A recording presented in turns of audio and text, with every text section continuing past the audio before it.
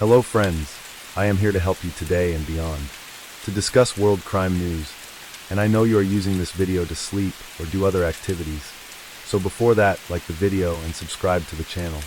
Also, where are you from, and what time are you watching it? Now, make yourself comfortable and relax. The village of Arachova, nestled on the slopes of Mount Parnassus, was known for its vibrant celebrations of Oki Day, a national holiday in Greece marked with parades and feasts. Among the villagers, the Papadakis estate, an abandoned neoclassical mansion with ivy-covered walls, stood as a silent relic of old wealth and forgotten sorrow. Rumors swirled about its cursed history, but tradition had it that every 10 years, on Oki Day, the townspeople were allowed to host a communal olive oil tasting inside its vast courtyard as a gesture of peace. In 2025, the tradition resumed. As people entered the dusty courtyard, the table was set with artisanal breads, olives, and golden oil. Wine flowed. Laughter echoed. At noon, a scream cut through the celebration. Katerina, a well-known olive farmer, was found collapsed on the floor, her mouth foaming, olive oil still glistening on her lips. The celebration halted. Panic spread. By nightfall, 2 more villagers fell ill, each of whom had sampled the same dark green bottle of oil. Authorities tested the bottle and discovered it had been laced with oleander extract, an odorless, tasteless poison found growing wild across the countryside. An investigation began, and suspicion quickly fell on Demetrius, Katerina's former business partner. Years ago, their joint olive grove had been the source of a bitter legal battle, but Demetrius had died in a tractor accident 3 years prior. His grave was marked and visited. Yet, the poison was traced to an olive batch dated precisely 1 week before Oki Day, and the label on the bottle bore Demetrius' original branding, a design no longer in circulation. The villagers left the estate in silence. No one could explain how a dead man's oil resurfaced or who planted the bottle. The mansion once again was locked. That night, a flickering candlelight was seen through the upper window of the Papadakis estate, but no one dared return. The celebration had become a warning. Today let me take you to southern Italy near Naples to a small picturesque town at the foot of Mount Vesuvius called Somma Vesuviana. Here lived Carmela Ray, known to everyone as Melania.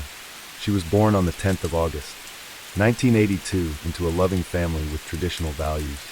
Her parents Gennaro and Viorica were known as hard-working and devoted to their children. Melania had an older brother, Michel, with whom she shared a very close bond.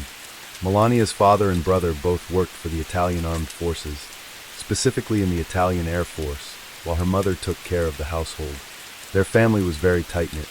Melania was known for her cheerful disposition, energy, and empathy.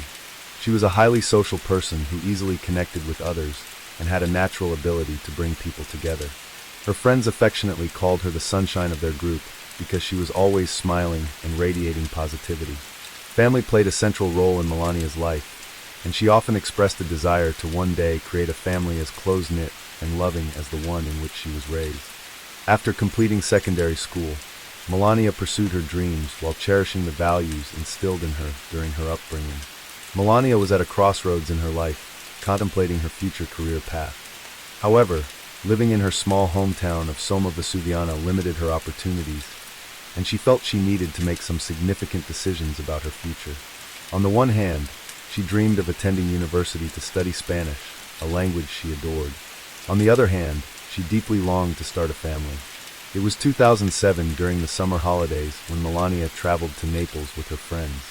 While there, her friends introduced her to a young soldier, Salvatore Paralisi, who was spending his leave in the city away from his military unit. Their first conversation was filled with laughter and a natural ease. Salvatore quickly noticed Melania's charm and intelligence, and the two soon grew close. At first, Melania was hesitant, but she soon saw in Salvatore someone who shared her dreams of family and stability. Salvatore, a military instructor, impressed her with his professionalism and confidence. While she brought warmth and emotional depth into his life, qualities he lacked. Their relationship quickly became serious, and Salvatore's posting to Ascoli Piceno meant that Melania would face a big decision. Moving to Ascoli Piceno marked a significant new chapter in Melania's life. She left her family home behind, putting physical distance between herself and her parents and brother, who had always been her greatest support.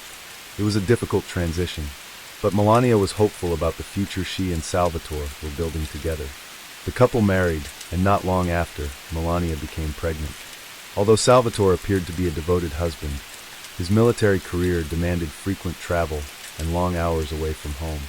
As her pregnancy progressed, Melania decided to return to her parents' home in Sama Vesuviana for the final months. She didn't want to face the challenges of pregnancy alone, and sought the comfort of having her family by her side. In 2009, Melania and Salvatore welcomed their daughter, Vittoria. The baby's name was chosen to honor Melania's mother. In the hospital, Melania was surrounded by her family, everyone except her husband. When Salvatore finally arrived, he seemed distracted, almost distant. He didn't even bring Melania flowers, something she quietly noticed. However, her joy at the birth of their child was so overwhelming that she quickly brushed it aside. After the birth, Melania returned home and fully embraced her role as a mother and wife. She poured all her love and energy into raising Vittoria and supporting her family.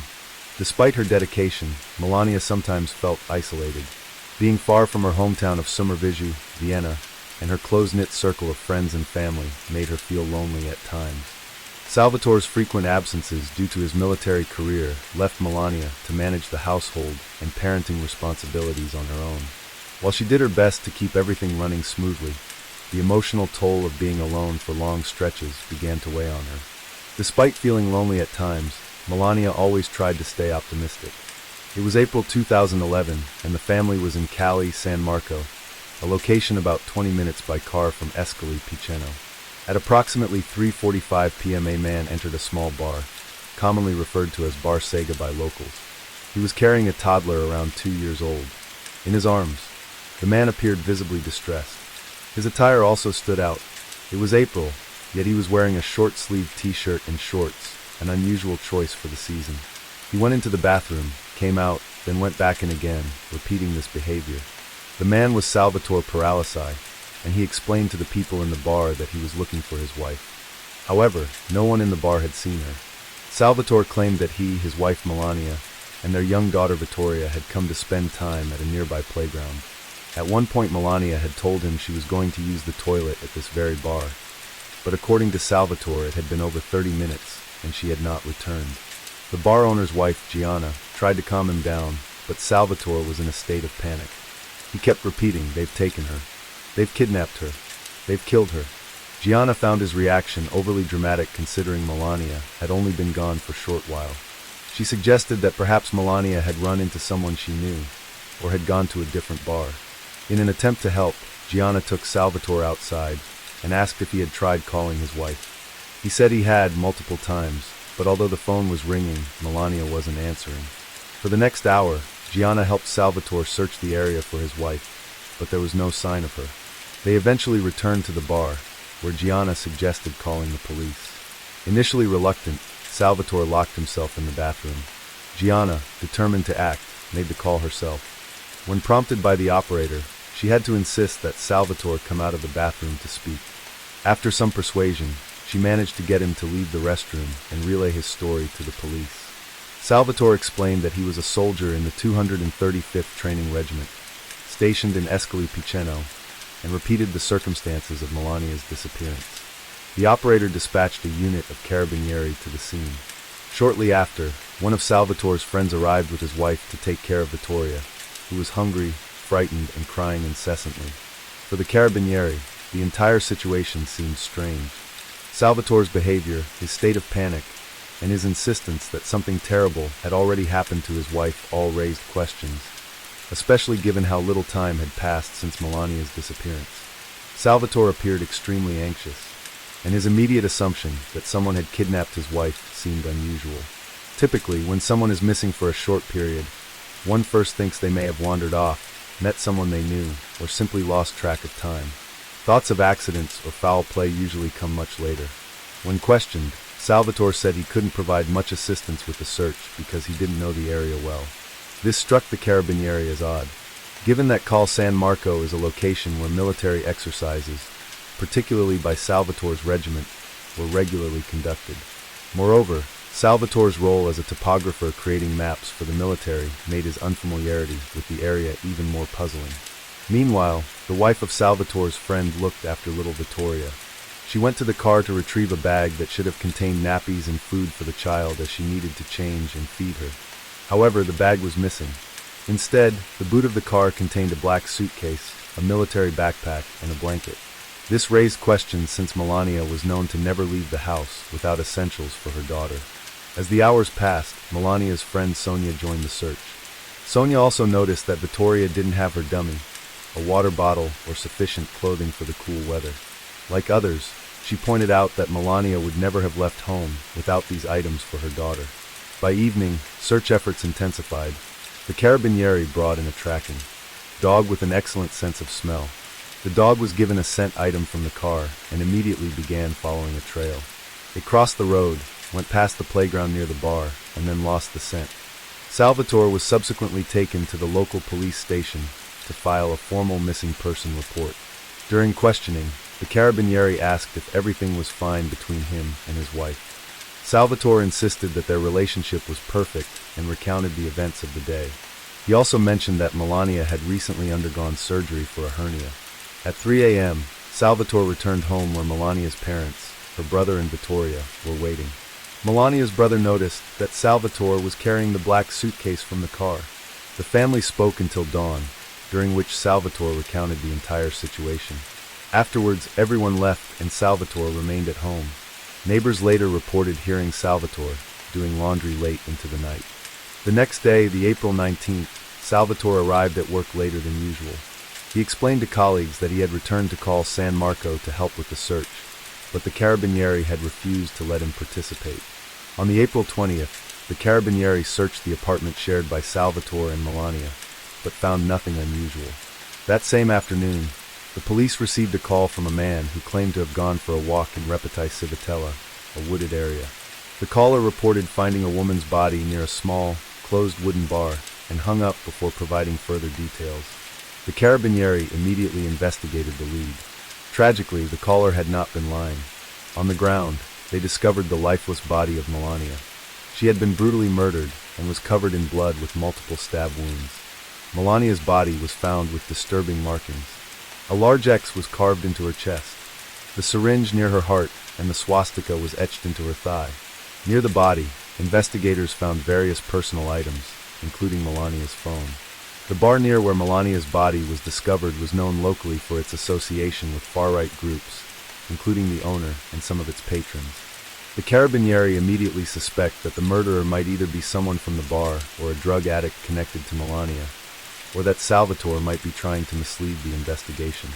Naturally, they immediately notify Salvatore about the discovery of the body and ask him to come and identify it. However, Salvatore refuses, and instead Melania's brother arrives that same evening at Salvatore's house to discuss the discovery of the body. When describing the location where Melania's body was found, the man mentions that 2 weeks earlier he had visited the same spot with her and they had been intimate there. What possible sense does this story make? Why share it? It's at least suspicious. But this isn't what initially raised the Carabinieri's suspicions. In fact, they had started suspecting Salvatore from the very beginning, especially when he filed an official report about Melania's disappearance on the day she went missing. At the time, the Carabinieri had planted a bug in Salvatore's car and phone. On April 19th, the day after Melania's disappearance, Salvatore made a call to a woman named Ludvika, who turned out to be his lover. During the call, Salvatore told her that his wife was missing and asked her to delete all the messages from him as he wanted to keep her out of the situation. Ludvika was one of Salvatore's subordinates, and their relationship had started when he began flirting with her during military training. Not long after the two began sleeping together. During this time, Melania, who was pregnant, was staying with her parents. However, after she gave birth and returned, Salvatore decided to rent a flat. Ludvika, Salvatore's lover, later moved to Rome and then to the area around Rome. Despite this, the two continued their relationship whenever possible. Salvatore had a second phone that he used to contact Ludvika, frequently sending messages and calling her.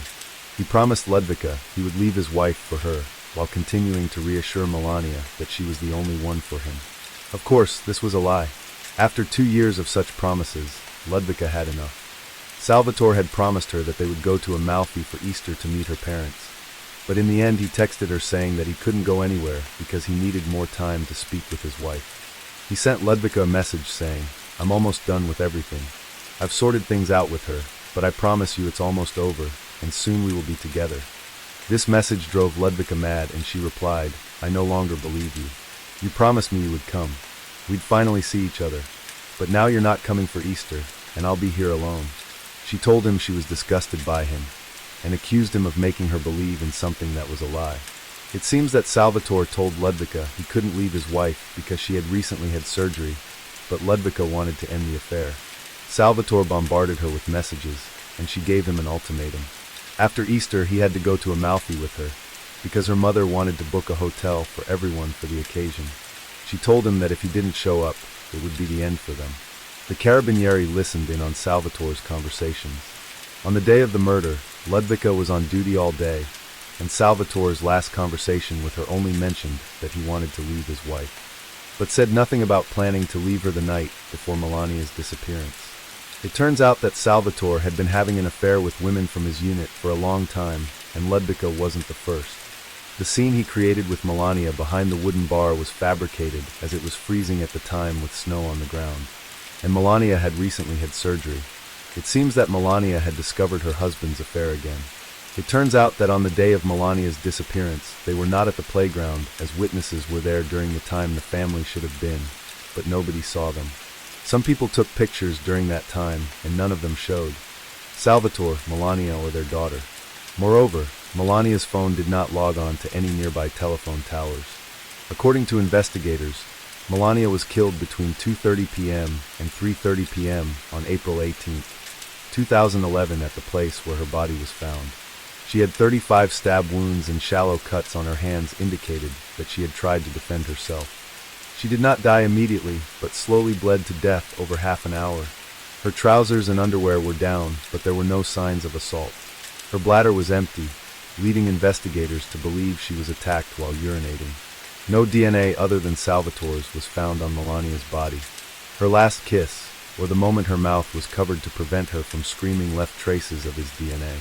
2 days after her disappearance, on the 20th of April, someone turned on Melania's phone for 15 seconds at 7:20 a.m.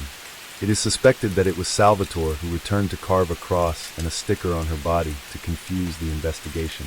On the 14th of July, 2011, Salvatore was arrested for murdering his wife. He maintained his innocence throughout the trial, which was held behind closed doors as it was a military case. Salvatore was eventually sentenced to 20 years in prison. During his time in prison, he worked as a switchboard operator and studied law, passing various exams which made him a model prisoner. Salvatore was initially sentenced to 30 years in prison for the murder of his wife. Later, during his trial, his sentence was reduced to 20 years on appeal.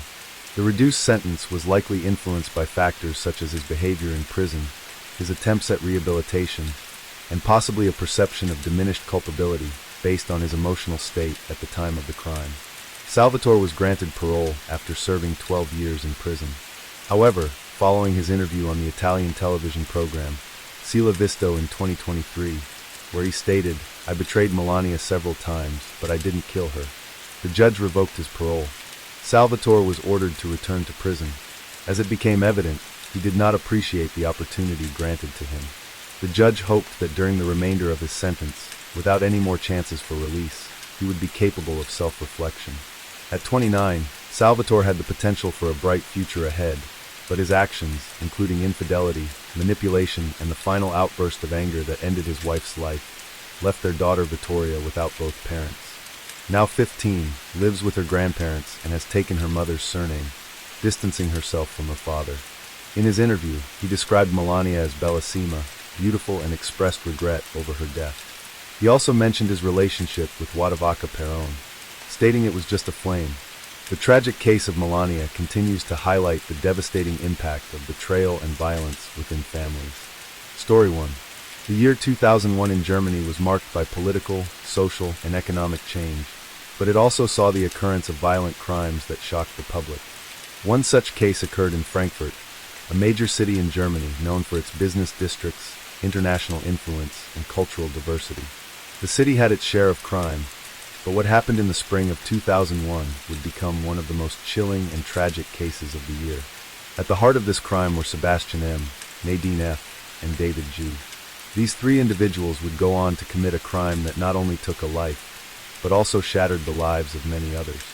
Their backgrounds were somewhat ordinary, and there was no clear indication that they would become involved in such a violent act.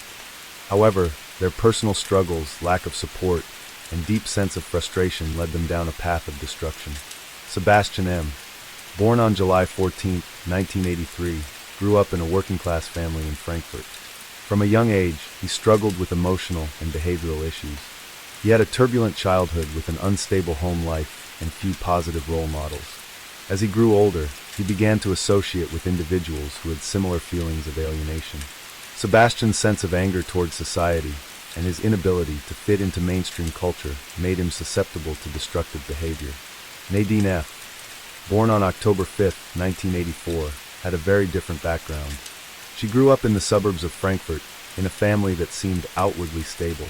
However, Nadine was dealing with her own set of emotional struggles, particularly with self-esteem and her sense of identity. Her relationship with her parents was strained, and she often felt misunderstood. Nadine's need for acceptance and belonging led her to seek out friends who shared her sense of frustration and anger. She met Sebastian through a mutual acquaintance, and their relationship grew from a simple friendship into something more complicated and dangerous. David G., born on March 11, 1982, had a reputation for being a loner. He had few friends and often found himself on the outskirts of social groups. David's life had been marked by academic struggles and a general sense of failure. He felt increasingly isolated as he entered his 20s, and his frustration with the world around him led him to seek solace in substances like alcohol and drugs. David, like Sebastian and Nadine, was looking for a sense of purpose and belonging. Through mutual friends, he became acquainted with the other two, and the trio began spending more time together. The three individuals, each struggling with their own personal issues, formed a close-knit group, drawn together by shared feelings of disillusionment. Their time spent together was marked by increasing anger and resentment towards society. Their conversations often centered around feeling wronged and ignored by the world around them. This sense of injustice became a powerful force in their lives, pushing them toward a violent resolution to their frustrations. On the night of April 12, 2001, the group decided to act on their anger in a way that would alter their lives forever. It all started when they decided to rob a local store in Frankfurt. They felt that the world owed them something, and the robbery seemed like an easy way to get money and to act out their frustrations. Sebastian, Nadine, and David were all intoxicated at the time, and their decision-making was clouded by alcohol and anger. They believed that they were justified in their actions, and that no one would stop them. They carefully planned the robbery and set out to carry it out that evening. They selected a small convenience store in a quiet part of the city that was known to stay open late. As the three of them arrived at the store, their nerves were on edge, but their shared desire for excitement and revenge overpowered their fear. The crime. Upon entering the store, Sebastian, Nadine, and David quickly overpowered the store clerk, Marcus B., a 52-year-old man who had been working the night shift. Marcus was alone at the time, and he had no way of defending himself against the trio. Sebastian, who was the most aggressive of the three, pulled out a knife and threatened Marcus, demanding that he hand over all the money in the register. Marcus, visibly frightened, complied, hoping to avoid any further confrontation. However, as the trio took the money, their behavior began to escalate. The initial fear and anxiety that had driven them to rob the store turned into anger and aggression. They began to taunt Marcus, making cruel comments and enjoying the power they had over him. Marcus, though terrified, begged them to let him go, telling them that he had a family and that he would not try to stop them. But their anger had already taken over. In a moment of pure violence, Sebastian lashed out, stabbing Marcus multiple times in the chest. Nadine and David stood by, watching, as the violence escalated. Marcus collapsed to the floor, blood pouring from his wounds. The trio didn't seem to fully realize the gravity of what they had just done. They were caught up in the moment, consumed by their feelings of power and revenge. After the murder, the trio took the cash and fled the store, leaving Marcus to bleed out on the floor. They didn't think to call for help or consider the consequences of their actions. Instead, they went to a nearby park to celebrate, drinking more alcohol and discussing the robbery. They felt a twisted sense of satisfaction, believing that they had taken control of their lives, that they had acted in defiance of a world they thought had wronged them. However, their actions didn't go unnoticed. The store's security cameras had captured the entire event, and within hours, the police had identified the suspects. The trio's days of freedom were numbered. The murder of Marcus B. on April 12, 2001, sent shockwaves through the local community in Frankfurt. The police quickly responded to the scene, where they found Marcus lying in a pool of blood, a knife wound to his chest. Despite the emergency service's best efforts to save him, Marcus was pronounced dead at the hospital soon after the attack. The police launched an immediate investigation into the incident, focusing on the store robbery that had escalated into murder. Upon arriving at the scene, investigators scoured the store for evidence. The store's security cameras, which were positioned above the counter, captured the entire robbery and murder in graphic detail. The footage was crucial in identifying the suspects. The trio of attackers had not made any attempt to conceal their faces, and the police were able to clearly identify them from the video. In addition to the security footage, the police collected fingerprints from the counter and other areas where the perpetrators had touched. The blood on the floor was also analyzed, and DNA evidence collected from the crime scene was used to further confirm the identities of the attackers. It didn't take long before the investigators were able to track down the whereabouts of Sebastian M., Nadine F., and David G. The police began their search for the three suspects, who were already on the move. They had no intention of staying in Frankfurt after committing such a brutal crime. Sebastian, Nadine, and David fled the city that night, but the police were able to quickly trace their movements. Using information from local witnesses and surveillance footage from nearby areas, the police were able to pinpoint where the trio had gone after leaving the crime scene. By the morning of April 13th, the police had gathered enough evidence to arrest the suspects. Sebastian M. was found at a friend's apartment in central Frankfurt, while Nadine F. and David G. were apprehended at a small flat they had rented in the outskirts of the city. They were taken into custody without incident. The police were able to secure the murder weapon, a knife, which had been discarded by the attackers in a nearby park. The arrest and interrogation.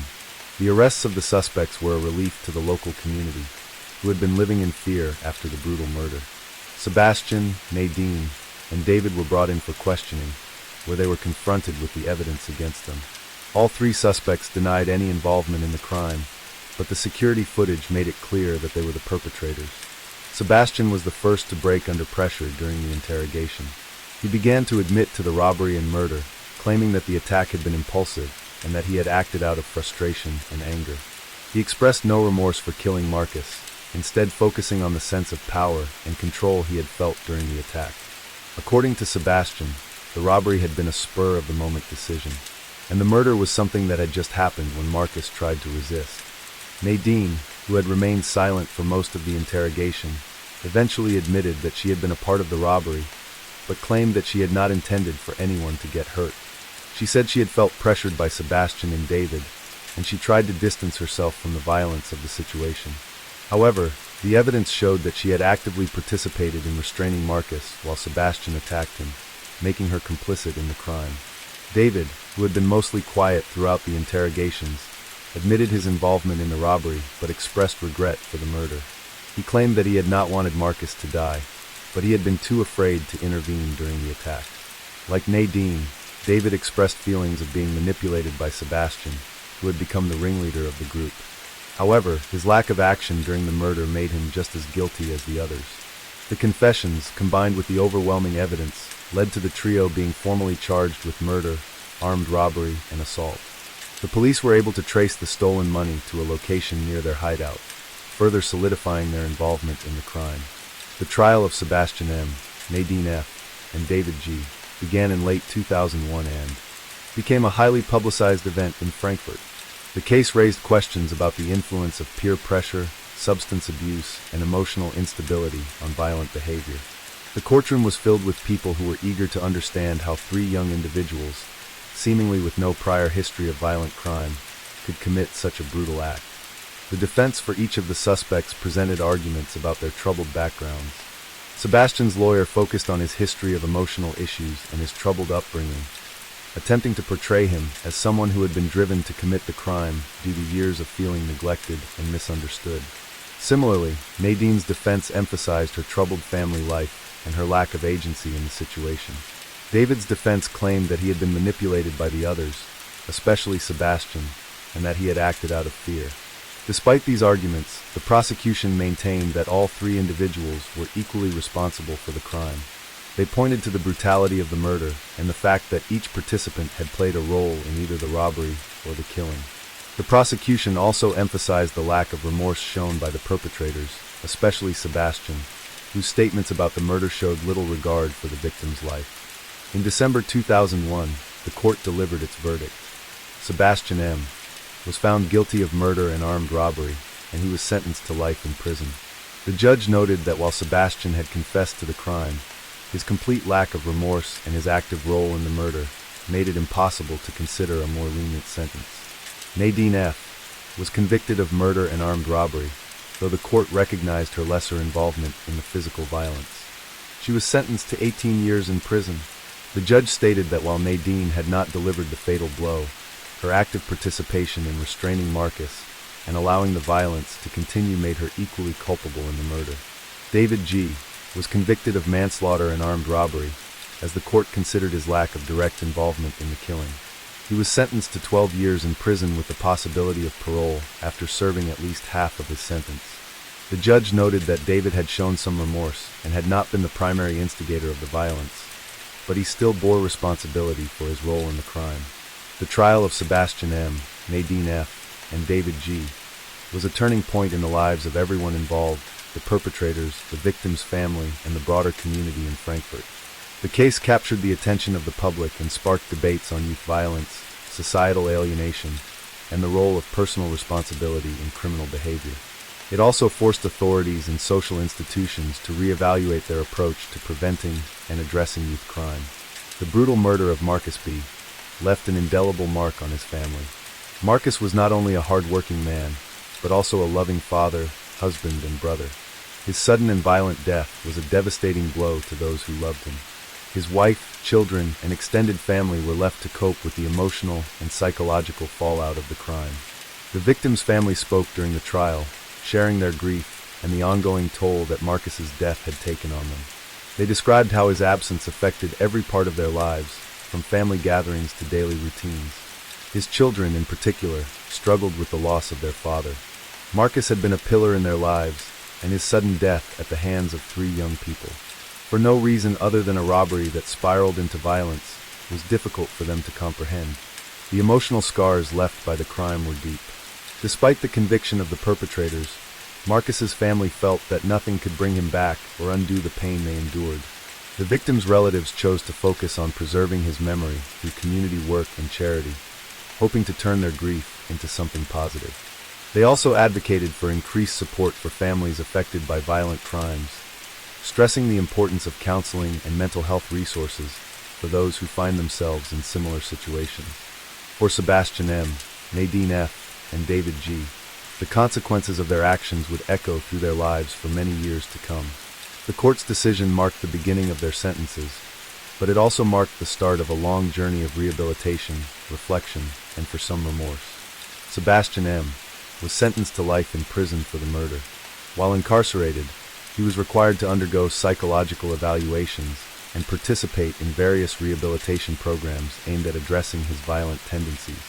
Throughout his time in prison, Sebastian often expressed anger and frustration, both at society and at himself. He had moments of insight where he acknowledged the senselessness of his crime, but he also displayed periods of denial and refusal to take full responsibility for the consequences of his actions. In prison, Sebastian had to come to terms with his anger, his troubled upbringing, and the devastating impact of his violent behavior. Despite occasional displays of remorse, the prison system's efforts to help him confront the root causes of his actions were complicated by his deep-seated resentment toward authority and his inability to reconcile his actions with his self-perception. Sebastian's future in prison remained uncertain. He was not eligible for parole until serving at least 25 years of his sentence, meaning that he would likely spend the majority of his adult life behind bars, facing the consequences of his crime and the toll it had taken on everyone involved.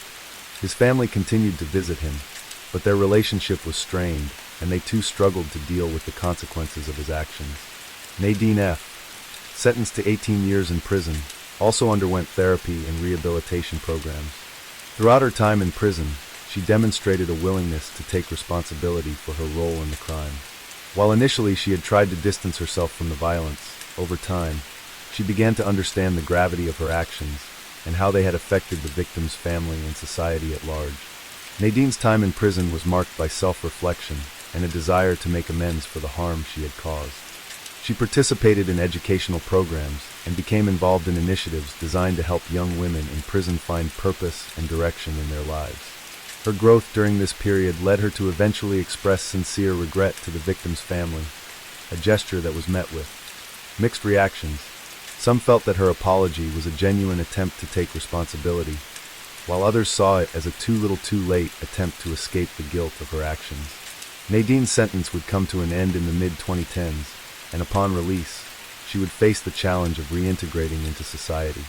Her future, as with Sebastian's, was uncertain, but the fact that she was willing to face her past showed some hope for her rehabilitation. David G., sentenced to 12 years in prison, had the shortest sentence of the three. Unlike Sebastian, David was not considered the ringleader of the crime. His role in the murder was somewhat passive, as he had not delivered the fatal blow, but his involvement in the robbery and failure to intervene made him equally culpable. David's behavior in prison was generally cooperative, and he expressed remorse for his actions. He showed signs of personal growth and attempted to use his time behind bars constructively. During his incarceration, David completed his education and participated in therapy sessions that focused on anger management and coping with feelings of inadequacy. His relatively short sentence meant that he had a greater chance of reintegration into society after serving his time. However, the psychological scars of his crime would likely stay with him for a long time.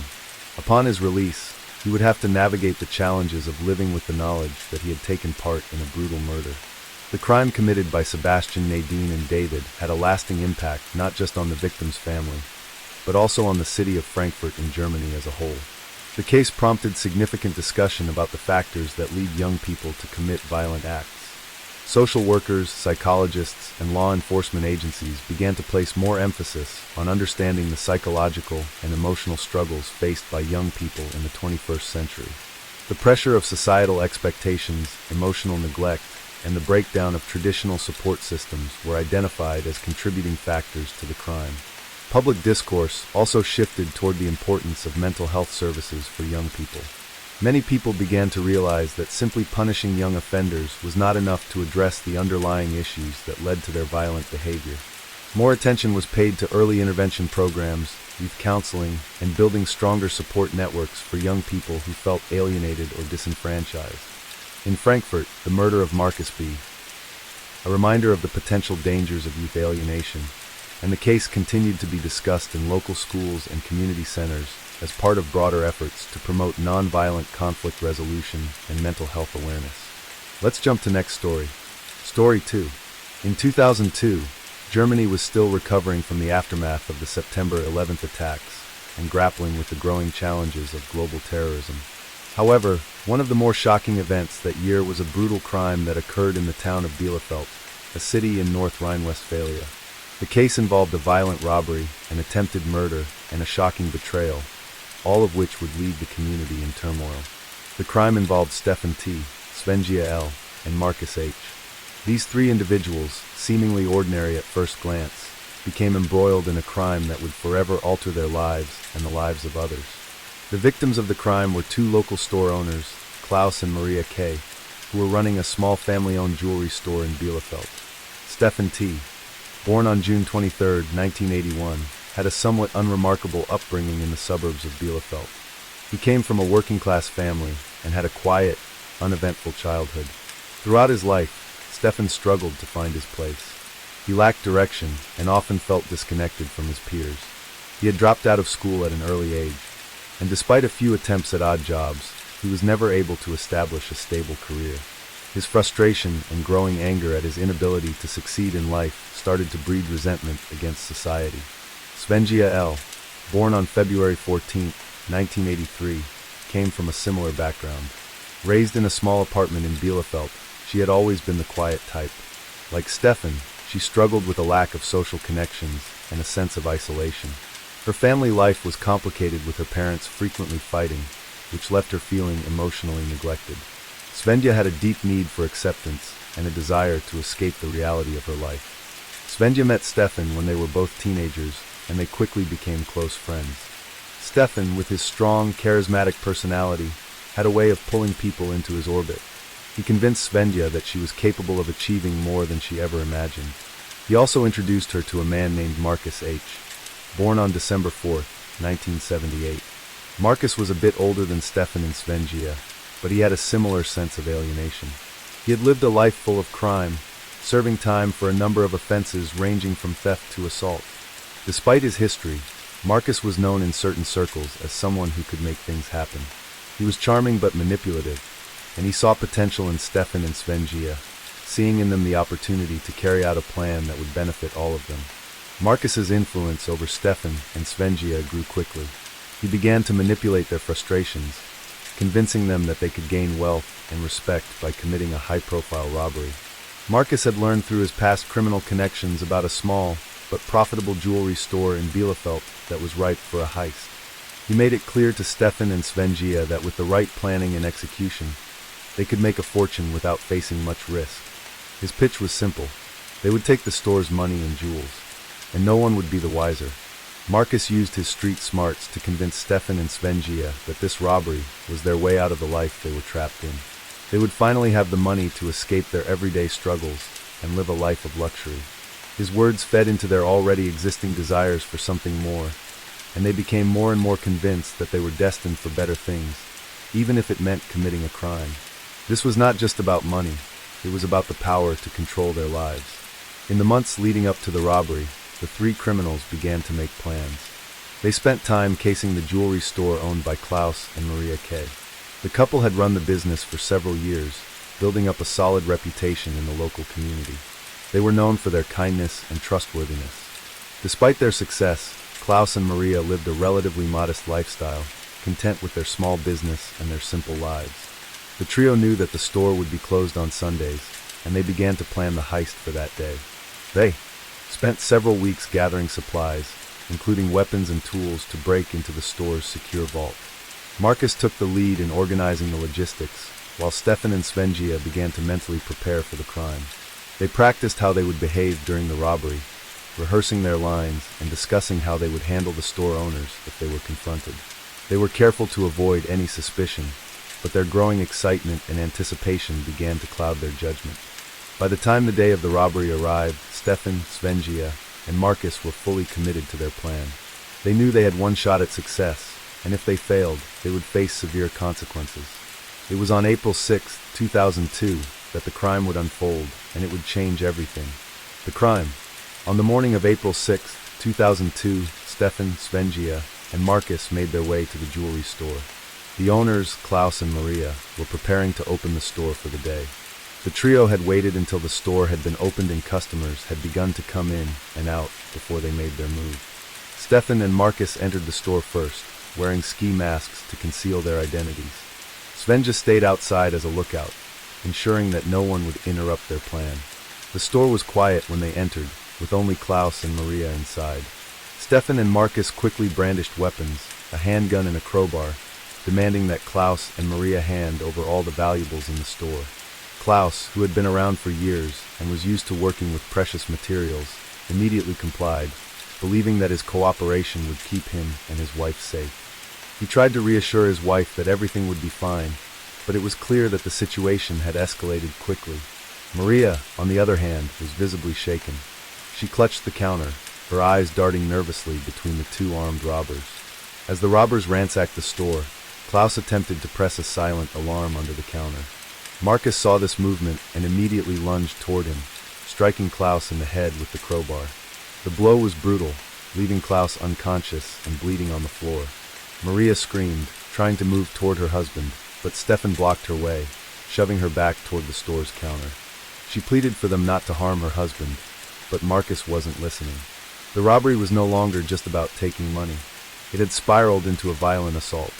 Stefan grabbed a bag and began filling it with the jewelry, while Marcus searched for cash in the back. It was during this chaotic moment that Svenja, who had been watching from outside, heard something that caused her to panic. A car had pulled up, and a customer was about to enter the store. Svenja, not knowing what to do, rushed into the store and shouted for the others to hurry up. At that moment, the robbery was no longer a silent crime. It was a race against time. Just as they were preparing to flee, the police arrived at the scene. They had been alerted by the silent alarm Klaus had triggered. The trio quickly fled, leaving behind a trail of blood and confusion. Klaus and Maria were severely injured, but they managed to survive. Klaus's head wound required immediate medical attention, while Maria was left traumatized by the ordeal. The couple was later hospitalized, but both would eventually recover from their physical injuries. Following the violent robbery at the jewelry store in Bielefeld on April 6, 2002, police launched an immediate investigation. The scene was chaotic, with Klaus and Maria K. seriously injured and a large amount of jewelry stolen.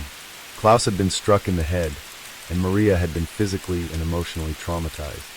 The robbery had escalated far beyond a simple theft. It had become an attempted murder. The police began by reviewing security footage from nearby stores. Although the jewelry store itself did not have working cameras inside, due to the couple's limited budget, other businesses in the area had captured crucial footage of the getaway vehicle. The robbers had fled in a dark-colored car, and the police managed to trace its movements using nearby traffic cameras. Initial leads: the police focused their attention on the local area. Bielefeld was not a particularly large city, and the robberies that took place there were typically non-violent. This made the crime stand out, drawing considerable attention from the local media. Residents of the area were shocked and fearful, as it was the first time in recent memory that such a violent crime had occurred in their community. Through local witnesses, the police learned that a car matching the description of the getaway vehicle had been seen several times in the days leading up to the robbery. A witness reported seeing the car parked near a convenience store just hours before the robbery, with 3 individuals inside. This, along with the descriptions provided by witnesses, gave the police a solid lead. The car was registered under the name Svenja L., and upon further investigation, the police discovered that she lived in Bielefeld and had a history of minor offenses related to theft. With Svenja's name now attached to the case, investigators began looking into her personal connections. It didn't take long for them to uncover her relationship with Stefan T. and Marcus H., both of whom had also been involved in petty crimes in the past. Marcus in particular had a long criminal history, including prior convictions for assault, theft, and armed robbery. His name was well known to the police. The arrests. The breakthrough came just days after the robbery. On April 9, 2002, police officers managed to locate Svenja L. at her home in Bielefeld. She was immediately taken into custody for questioning. Upon her arrest, Svenja initially denied any involvement in the robbery, but the police had gathered enough evidence to press her for information. During her interrogation, she eventually broke down and confessed to being a part of the robbery. However, she claimed that she had not intended for the crime to turn violent, and she tried to distance herself from the actions of Marcus and Stefan. Svenja's confession led the police to Stefan T. and Marcus H. Both men were arrested on April 10, 2002, after the police traced their movements and linked them to the crime scene through DNA evidence. Stefan was found at his apartment, where police recovered some of the stolen jewelry, and Marcus was arrested at a local bar. He had been trying to sell some of the stolen goods. During their interrogations, Stefan and Marcus initially denied their involvement in the robbery, but they were confronted with overwhelming evidence, including fingerprints found at the scene and the stolen jewelry in their possession. Eventually, both men also confessed to their roles in the crime, though they continued to blame each other for the violence that had occurred. Stefan claimed that he had only gone along with the robbery because Marcus had pressured him, while Marcus insisted that he had only acted in self-defense when Klaus had tried to stop them. Despite their attempts to downplay their roles in the violent nature of the crime, the evidence was clear. The police charged all 3 individuals with armed robbery, attempted murder, and assault. They were taken to court, where they faced serious charges for their actions. The trial of Stefan T., Svenja L., and Marcus H., began in October 2002, just 6 months after the robbery. The case drew considerable attention in Bielefeld and beyond, as the violent nature of the crime shocked many. The prosecution presented a clear case of how the robbery had gone wrong, focusing on the fact that Klaus and Maria had not only been victims of theft, but also of a brutal and violent assault that could have easily led to their deaths. Svenja L. took the stand first. She admitted to her involvement in the robbery, but tried to portray herself as a passive participant. She claimed that she had only acted under the influence of Marcus and Stefan, and had never intended for anyone to get hurt. Her defense attorneys argued that she was young, impressionable, and had been manipulated by the other two. They asked the court for leniency, pointing out that she had no prior history of violent crime. Stefan T., the next to testify, gave a more detailed account of the robbery. He explained how Marcus had convinced him to participate in the crime, emphasizing that he had never expected the situation to escalate as it did. However, his explanation was inconsistent with the evidence, especially the fact that he had been the one to wield a weapon during the robbery and that he had actively participated in restraining Klaus. Stefan's defense argued that he had been coerced into the crime by Marcus and was not fully responsible for the violence. Marcus H., the most experienced criminal of the three, gave the least amount of information during his testimony. He denied that the robbery had been anything more than a means to escape a life of poverty and frustration. He showed little remorse for the violence he had inflicted on Klaus and Maria, and his testimony was largely self-serving. Marcus's defense claimed that his previous history of violence and his troubled upbringing had shaped his criminal behavior, but this argument did little to sway the court. Throughout the trial, the victim impact statements from Klaus and Maria were emotional and compelling. Klaus described the physical and emotional toll that the robbery had taken on him and his wife. He told the court how he had feared for his life when Marcus had struck him with the crowbar, and how his wife had been traumatized by the experience. Klaus's statement was a powerful reminder of the human cost of the crime, and it weighed heavily on the judge. The verdict. After weeks of testimony, the court delivered its verdict on December 15, 2002. The three defendants were found guilty of armed robbery, attempted murder, and assault. The court considered the violence that had occurred during the robbery and the fact that the robbers had used weapons, leaving Klaus and Maria in a state of fear and physical harm. Svenja L. was sentenced to 10 years in prison, with the possibility of parole after serving at least half of her sentence. The judge considered her lack of prior criminal history, but still found her complicit in the violence. Stefan T. was sentenced to 12 years in prison. His active participation in the assault and his attempt to downplay his involvement led the court to impose a harsher sentence. Marcus H., with his extensive criminal background and lack of remorse, received the harshest sentence. He was sentenced to 18 years in prison for his role in the robbery and assault. After the trial concluded, the sentences were handed down to the perpetrators, but the impact of their actions continued to reverberate throughout the community and the lives of the individuals involved. The aftermath of the crime extended far beyond the courtroom, leaving both legal and emotional consequences in its wake. The impact on the victims, for Klaus and Maria K., the robbery was a traumatic event that would forever alter their lives. Although they both physically recovered from their injuries, the emotional scars were much deeper. Klaus, in particular, struggled with feelings of vulnerability. The blow to his head during the robbery left him with recurring headaches and long-term psychological effects. He had always been the protector of his family and the one who took care of his wife and the business. To have been so violently attacked in his own store left him feeling both helpless and angry. Maria, who had witnessed the violence firsthand, found it difficult to return to her everyday routine. Her sense of security, which had once been firmly rooted in their family-owned jewelry store, was shattered. She developed a fear of being in public places alone and avoided the store for several weeks following the robbery. It was only after receiving extensive therapy that she began to recover emotionally, but the event left her with a lingering anxiety about being in situations that felt beyond her control. Both Klaus and Maria spoke publicly about their experiences, hoping that sharing their story would shed light on the dangers of youth violence and the long-term impact of such crimes. In the years following the robbery, the couple became advocates for victim support programs, helping to raise awareness about the psychological toll that violent crimes take on victims and their families. While the robbers were now behind bars, their lives were far from over. Svenja L., sentenced to 10 years, spent much of her time in prison attempting to turn her life around. Though she had initially been in denial about the consequences of her actions, over time she began to understand the depth of the harm she had caused. In prison, she took part in counseling and educational programs, working to address the emotional issues that had led her down the path of crime. During her sentence, Svenja often expressed regret for her actions. She wrote letters to Klaus and Maria, apologizing for her role in the robbery, though they were never fully accepted. Despite her remorse, the damage had been done.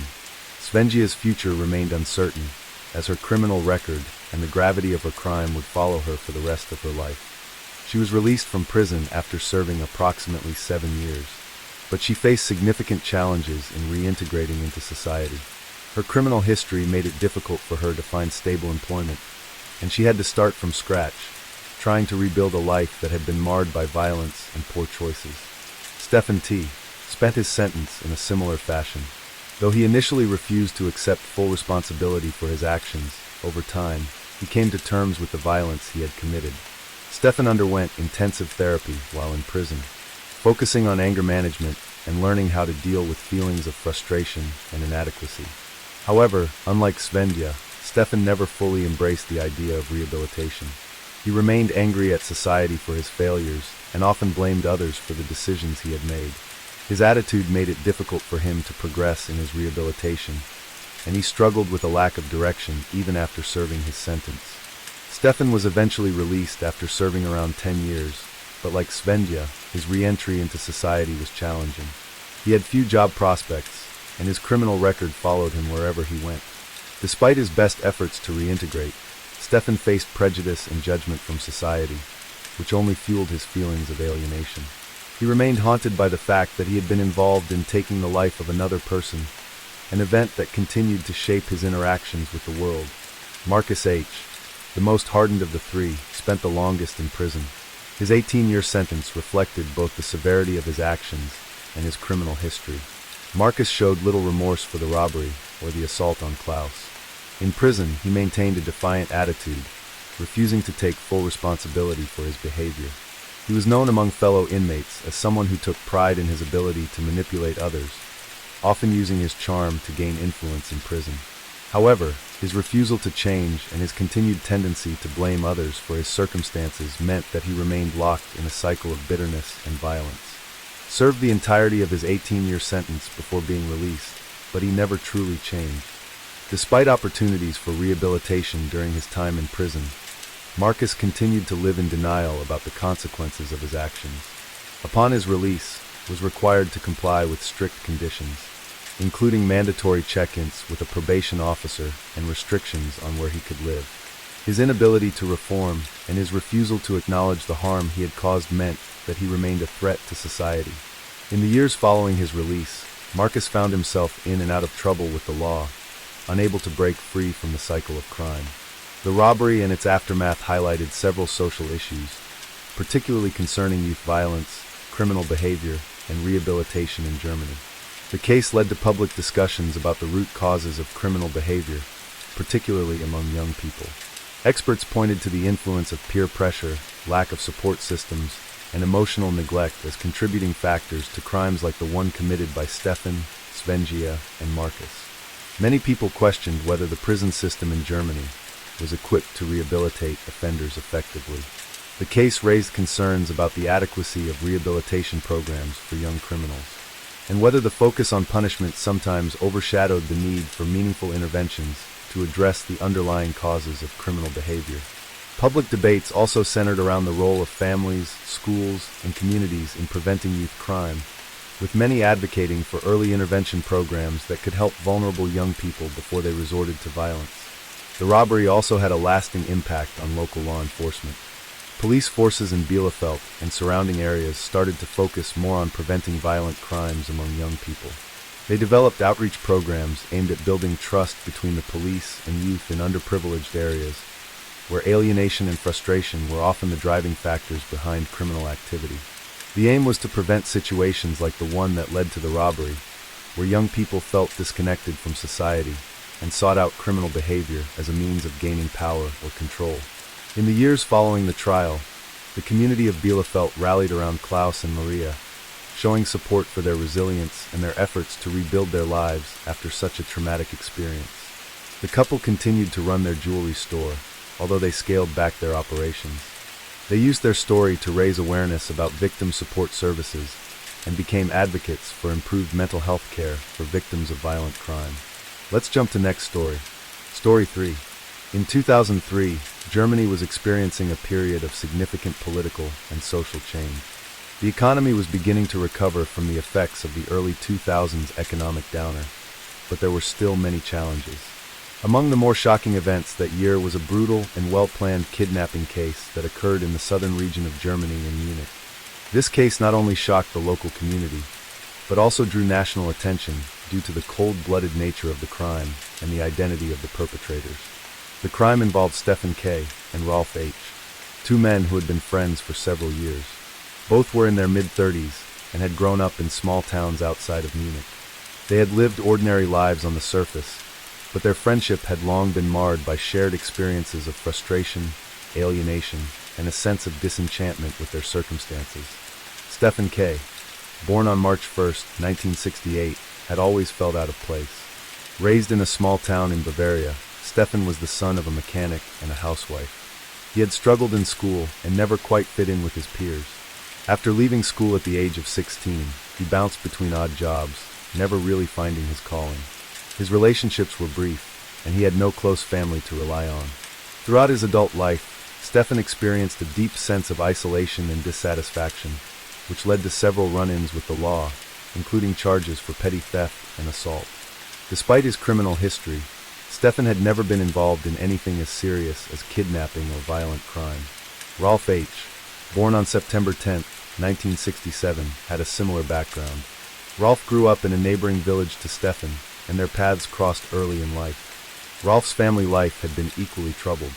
His father was an alcoholic who had frequently been absent during Rolf's childhood, leaving him to fend for himself. Rolf had a troubled upbringing, which led him to join several groups of like-minded young men. These groups often engaged in petty crime, including vandalism and theft, and Rolf's record was littered with minor offenses. However, he was considered to be more intelligent and calculating than his peers, and his tendency to carefully plan his actions made him someone who often avoided getting caught by the authorities. Despite their differences, Stefan and Rolf had been drawn together through their mutual sense of dissatisfaction with their lives. They bonded over their shared feelings of failure and their desire for financial success without the effort of traditional work. Over time, their friendship deepened, and they began discussing ways in which they could make a quick and significant amount of money. Their conversations often focused on criminal activity, with Rolf suggesting that they could rob wealthy individuals or even engage in more serious crimes. However, it was not until January 2003 that the two men came up with a plan that they felt would ensure their financial freedom. They decided to kidnap a wealthy individual and demand a large ransom for their release. Rolf, with his calculating mind, believed that this would be the perfect opportunity to achieve the wealth they had long desired.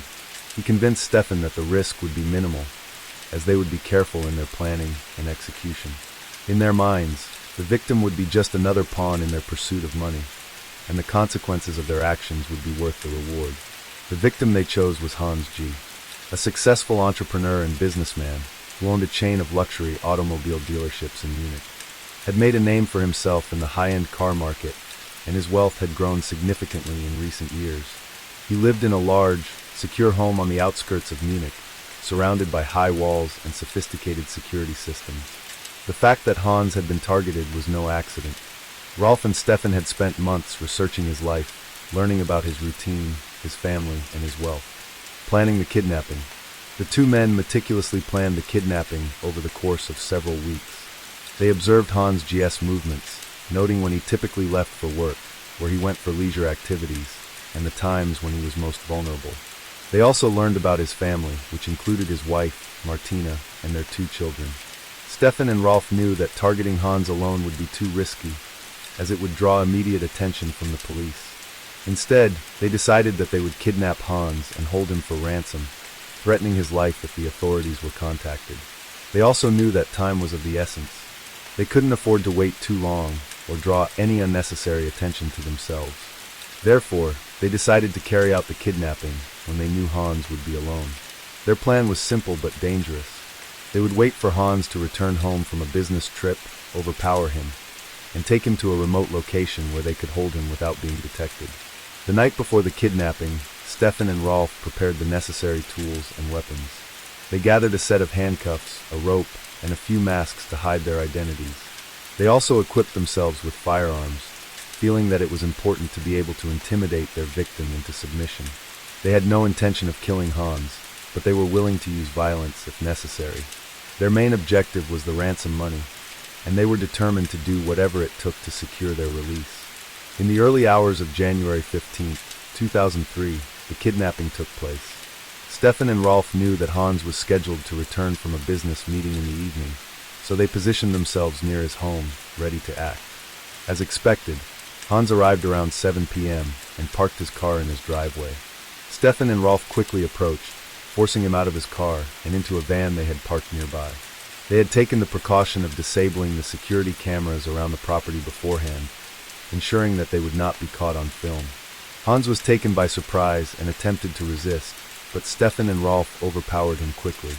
They bound his hands with rope and placed him in the back of the van, where they covered his head with a bag to prevent him from seeing where they were going. They then drove him to a secluded farmhouse about 20 kilometers outside of Munich, which they had rented for the purpose of holding their victim. Upon arriving at the farmhouse, Hans was placed in a small room, and his hands were cuffed to a metal chair. Stefan and Rolf immediately began drafting a ransom note, which they intended to send to Hans's wife, Martina. The note demanded 5 million euros in exchange for Hans's safe return. They made it clear that if the police were involved or the money wasn't delivered, they would kill Hans. For the next few days, the two men kept Hans captive, taking turns to watch over him while the other kept their movements hidden. They communicated with Martina using an anonymous phone line, telling her where to deliver the money. As the days passed, the tension grew. Rolf and Stefan grew, increasingly paranoid, fearing that their plans would be interrupted. Meanwhile, remained calm, despite the fear he felt.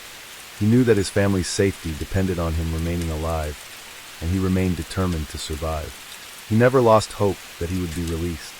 As the days passed, the tension between the kidnappers and their captive grew. Stefan K. and Rolf H. kept Hans G. locked in the small dimly lit room of the farmhouse, where they took turns keeping watch. The men, although initially feeling confident in their plan, began to grow increasingly paranoid. They were aware of the risk of being caught, and as the ransom demand had not yet been paid, they were unsure of how much time they had before the authorities would intervene. The kidnappers had been careful, but they could not afford to relax. Meanwhile, Martina G., Hans's wife, was beside herself with worry. She had received the ransom note, which demanded an exorbitant amount of money and threatened her husband's life if the police were contacted. Martina knew her husband's life was at risk, but she also knew that cooperating with the kidnappers would place her family in a dangerous and difficult position. She immediately contacted the authorities and informed them of the situation, but she was careful not to reveal any details to the kidnappers. The police quickly launched an investigation, working alongside Martina to ensure that the ransom was paid without alerting the criminals. The police response was swift and well coordinated. They knew that in kidnapping cases, time was of the essence, and they had to act quickly to ensure Hans' safe return. They tapped into Martina's phone line, keeping it open for any communication with the kidnappers. Officers also began to trace the location from which the ransom demands had been made, trying to find any connection to Stefan K. or Rolf H. Detectives quickly reviewed the ransom note. It had been carefully written, but there were several small clues that the authorities could use to trace its origin. One significant lead came when investigators discovered that the handwriting in the ransom note had several unusual characteristics that could be linked to a particular individual. Rolf H., known for his careful planning and attention to detail, had been the one to write the note, and the police were able to match the handwriting to a sample they had obtained from his previous criminal record. Further investigation revealed that Rolf and Stefan had recently rented a farmhouse in the outskirts of Munich, which they had used to hold Hans. The location was a remote area with few residents, making it an ideal spot for the kidnappers to operate without attracting attention. As the police closed in on the farmhouse, they started to develop a plan to rescue Hans and arrest the perpetrators without causing harm to the victim. As the investigation progressed, Martina, under the guidance of the police, agreed to cooperate with the kidnappers in an attempt to buy more time and gather additional information. Over the phone, she spoke to the men, trying to convince them that she was arranging the money and would deliver it as soon as possible. Meanwhile, the police kept a close watch on the phone conversations, gathering intelligence and preparing to strike. The ransom delivery was set to take place on the morning of January 19, 2003. The plan was to make the exchange appear legitimate. but the authorities were prepared for an operation to free Hans. As Martina was instructed to deliver the ransom money at a designated location, the police moved in. They had placed a GPS tracking device on the money and were following the delivery closely. When Martina reached the designated location, the kidnappers instructed her to leave the money in a bag at the prearranged spot. As soon as she placed the bag down, plainclothes officers surrounded the area, arresting Rolf and Stefan without incident. The two men were caught off guard, as they had expected to complete the ransom exchange and escape with the money. However, their capture was swift and decisive, and they were taken into custody. At the same time, other officers rushed to the farmhouse where Hans was being held. Inside, they found Hans in a state of physical and emotional distress, but alive. The officers freed him from the restraints, and although he was shaken by the ordeal, he was unharmed. Hans was taken to the hospital for a thorough medical examination, but his physical injuries were minor compared to the trauma he had experienced over the past few days.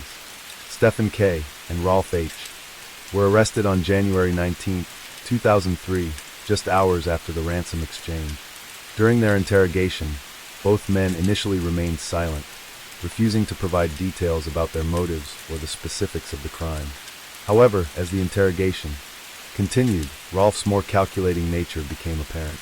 He began to speak, outlining the planning that had gone into the kidnapping, though he continued to deny that the violence had been part of their original plan. Stefan, on the other hand, was more agitated during the interrogation. He repeatedly blamed Rolf for pushing him into the crime, claiming that he had been manipulated and didn't fully understand the potential consequences of their actions. However, investigators were able to piece together the timeline of the crime and confront both men with the evidence. They had prepared the ransom demand and coordinated the kidnapping, and Stefan's attempts to distance himself from the violence were not believed. The police were able to confirm that Rolf had written the ransom note, using his knowledge of the victim's family and business dealings to craft a convincing demand. They also learned that both men had been carefully monitoring Hans' movements, choosing the moment when they knew he would be most vulnerable. The authorities soon realized that this was not just a random crime, but the result of meticulous planning and a desire for financial gain at any cost. After the men's arrests, the case was quickly brought to trial. Rolf H. and Stefan K. were both charged with kidnapping, extortion, assault, and attempted murder. The trial began in April 2003, with both men facing serious charges that could lead to long prison sentences. The prosecution argued that the crime had been premeditated and that the kidnappers had shown a complete disregard for human life. The defense attorneys, however, attempted to downplay the severity of the crime, suggesting that the men had been under significant financial strain and had acted impulsively. During the trial, both Rolf and Stefan displayed little remorse for their actions. Rolf, in particular, tried to justify the kidnapping by claiming that they had never intended to harm Hans, but had resorted to desperate measures because they believed it was their only chance to escape their financial troubles. Stefan, on the other hand, continued to blame Rolf for masterminding the crime and claimed that he had been caught up in the scheme out of desperation. The victim, Hans G., testified during the trial, describing the traumatic experience of being held captive and the fear that he had felt. His testimony was a stark reminder of the human cost of such crimes. He spoke of his deep relief when he was rescued and expressed gratitude to the police for their swift and professional actions. On July 3, 2003, the court delivered its verdict. Both Rolf and Stefan were found guilty of kidnapping and extortion, and both men received lengthy prison sentences. Rolf H. was sentenced to 18 years in prison while Stefan K. received 15 years. The court noted the premeditated nature of the crime and the emotional and psychological trauma caused to the victim. The verdict sent a clear message about the seriousness of the crime. Despite the kidnappers' claims of desperation, the court determined that their actions had been driven by greed and a willingness to resort to violence to achieve their goals. The case was a stark reminder of the risks involved in criminal behavior and the consequences of attempting to gain wealth at the expense of others' lives. The kidnapping of Hans G., the subsequent arrest of Stefan K. and Rolf H. in January 2003 had far-reaching consequences, not only for the individuals involved but for the community and society at large. The case captured the public's attention, highlighting the dangers of premeditated crime and the stark realities of financial desperation. However, it also underscored the resilience of the human spirit and the importance of law enforcement's role in ensuring justice. For Hans G., the trauma of being kidnapped and held captive for several days lingered long after his physical recovery. Although he had been fortunate not to sustain any severe physical injuries, the psychological toll of the crime was significant. Hans struggled with recurring nightmares and feelings of anxiety, particularly when faced with situations that reminded him of his captivity. He also became increasingly withdrawn, finding it difficult to return to the social and professional life he had led before the kidnapping. Hans sought professional counseling to help him process his ordeal. His wife, Martina, also attended therapy sessions, as the emotional strain of the kidnapping had taken a heavy toll on their relationship. The couple was able to rebuild their connection over time, but they both found themselves grappling with trust issues. Hans had always been an independent individual, but after the kidnapping, he struggled with the feeling that his life had been taken from him for a period. The uncertainty of his safety had shaken his sense of security, and he found himself questioning his ability to protect his family. The couple also faced challenges in their business. Hans' dealerships were still operational, but he had temporarily stepped away from running the business while recovering from the trauma. His absence was felt by both employees and customers, as the company was known for its strong leadership and personal involvement. As Hans slowly returned to work, he was forced to adjust to a new reality. His interactions with clients were often strained, as the fear of the unknown and the anxiety of potential threats lingered in the back of his mind. Nonetheless, he eventually resumed control of his business, though with a renewed sense of caution. After their arrest, both Stephen K. and Rolf H. faced the consequences of their actions.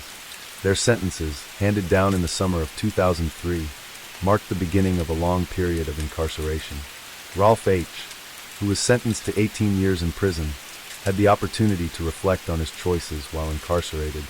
Initially, he expressed little remorse for his crime. He maintained that he had been driven by desperation, believing that the money from the ransom would provide him with the means to escape his financial struggles. He also justified his actions by claiming that Hans was not physically harmed and that the kidnapping had been a way out for him. Rolf's refusal to fully acknowledge the gravity of his crime was a point of contention during his time in prison. Over the years, Rolf participated in several rehabilitation programs, focusing on anger management and psychological counseling. He eventually began to show signs of remorse for his actions, especially after learning more about the lasting impact his crime had on the victim and the community. His time in prison was marked by periods of self-reflection, and he began to understand the broader consequences of his actions. Despite his attempts at rehabilitation, Rolf's release was delayed several times due to concerns about his behavior and his attitude toward the crime. Stephen K., sentenced to 15 years, also struggled with his time in prison. His emotional responses to the situation were mixed. He frequently expressed regret for getting involved in the kidnapping, but he also blamed Rolf for coercing him into the crime. Stefan's time behind bars was turbulent, as he found it difficult to adapt to prison life. He had few friends and was often isolated from other inmates. However, unlike Rolf, Stefan showed little interest in rehabilitating himself. He failed to take part in counseling or educational programs, preferring to isolate himself rather than face the reality of his situation. Stefan's bitterness grew over time, and he became resentful of the system that had caught him. He spent much of his prison sentence locked in denial, and his refusal to take responsibility for his actions led to several altercations with fellow inmates and correctional officers. Even after serving more than a decade, Stefan showed little change in his attitude toward the crime and his time in prison. His continued lack of remorse left him struggling to adjust to life outside of the prison walls. The case raised important questions about the social factors that contribute to crime and the potential for rehabilitation of offenders. It highlighted the financial strain that many individuals face, especially those living in areas with limited economic opportunities. Stephen K. and Rolf H.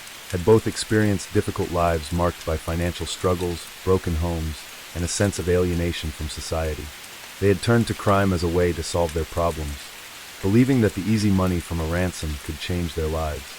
However, the case also illustrated that crime often comes with severe consequences, not only for the victims, but also for the perpetrators. The kidnapping case drew public attention to the challenges of rehabilitating individuals who have committed serious crimes. Rolf's eventual remorse and Stefan's continued resistance to change raised questions about the effectiveness of prison rehabilitation programs. While Rolf showed signs of progress, his journey toward redemption was long and fraught with setbacks. Stefan's lack of growth, on the other hand, underscored the difficulty of reforming individuals who are unwilling to accept responsibility for their actions. Law enforcement and government officials began discussing the need for more comprehensive programs aimed at preventing crime, particularly among vulnerable young adults. The case became a catalyst for discussions about mental health, socioeconomic inequality, and the importance of early intervention. In addressing the root causes of criminal behavior, various advocacy groups also highlighted the need for improved victim support services, noting that Hans's traumatic experience demonstrated the importance of psychological care for victims of violent crime. The Hans G. kidnapping case also led to greater awareness of victim support organizations in Germany. Many people who were affected by the crime, including Hans and Martina, became vocal advocates for the rights of victims. They spoke out about the importance of mental health care for those who had been affected by violent crimes, urging the government to allocate more resources to victim support services. Hans himself became involved in charity work, focusing on providing aid to victims of crime and advocating for stronger laws to protect individuals from abduction and extortion. Let's jump to next story. Story 4. In 2004, one of the most shocking and infamous criminal cases in Germany involved a brutal armed robbery and the subsequent murder of a prominent businessman. The case captivated the nation not only because of the violence involved, but also because of the complex planning and execution by the perpetrators. The criminals responsible for the crime were Jens Muller and Andreas Weber, both of whom had criminal backgrounds and were familiar with the world of organized crime. They had spent years committing smaller crimes such as theft and fraud, but their ambition led them to plan a far more dangerous and violent heist. Their victim was Karl Fischer, a wealthy businessman who owned several high-end jewelry stores in Berlin. Jens Muller was a man in his late 30s, known for his violent tendencies. He had been involved in various criminal activities throughout his life, beginning in his teenage years. He had a reputation for being ruthless, and had served time in prison on multiple occasions for assault and theft. Despite his history of criminal behavior, Jens was known to have a charismatic personality, which made it easier for him to manipulate people around him. He had connections to organized crime groups, and had been involved in a variety of illegal enterprises. Andreas Weber, on the other hand, was a much quieter individual in his early 30s. He had grown up in a poor part of Berlin, and had faced numerous hardships during his childhood. Andreas had a troubled background and had been arrested several times for petty crimes, though he had managed to avoid any serious jail sentences. He had become associated with Jens through mutual friends in the criminal underworld. Andreas was seen as the more cautious of the two, often preferring to plan and avoid confrontation unless absolutely necessary. His role in the robbery was largely as the planner and the one who ensured everything went smoothly. The plan to rob Karl Fischer was simple in its execution, but deadly in its outcome. Jens and Andreas knew that Fischer often handled large sums of cash and valuable jewelry, making him the perfect target for a robbery. The two men meticulously studied Fischer's routine, learning when he would be at his stores and when he would be most vulnerable. They also knew that Fischer would be less likely to involve the police because of the potential damage to his business's reputation. On the night of March 12, 2004, the two criminals decided it was time to act. They had been preparing for the robbery for weeks, gathering weapons, masks, and a getaway car. They carefully planned out their movements, choosing to strike while Fischer was alone in his office at one of his stores in Berlin's upscale shopping district. The robbery was meant to be quick and efficient. Jensen and Andreas believed that they could overpower Fischer, steal a large amount of cash and jewelry, and escape without leaving a trace. They were wrong. As they entered the store, they immediately confronted Fischer, who had been working late on some business papers. Jensen and Andreas brandished their weapons, ordering Fischer to open the safe and give them everything of value. Fischer, startled and frightened, complied with their demands. However, as he opened the safe and began handing over cash and jewels, a brief moment of panic led to a fatal mistake. According to later reports from witnesses, Jens Muller grew agitated when Fischer hesitated for a second, possibly due to fear or confusion. Jens's temper flared, and in a split second, he pulled the trigger of his gun, shooting Fischer in the chest. The shot was fatal. Fischer collapsed immediately, blood pouring from his wounds. Despite Andreas's attempts to stop Jens from shooting, it was too late.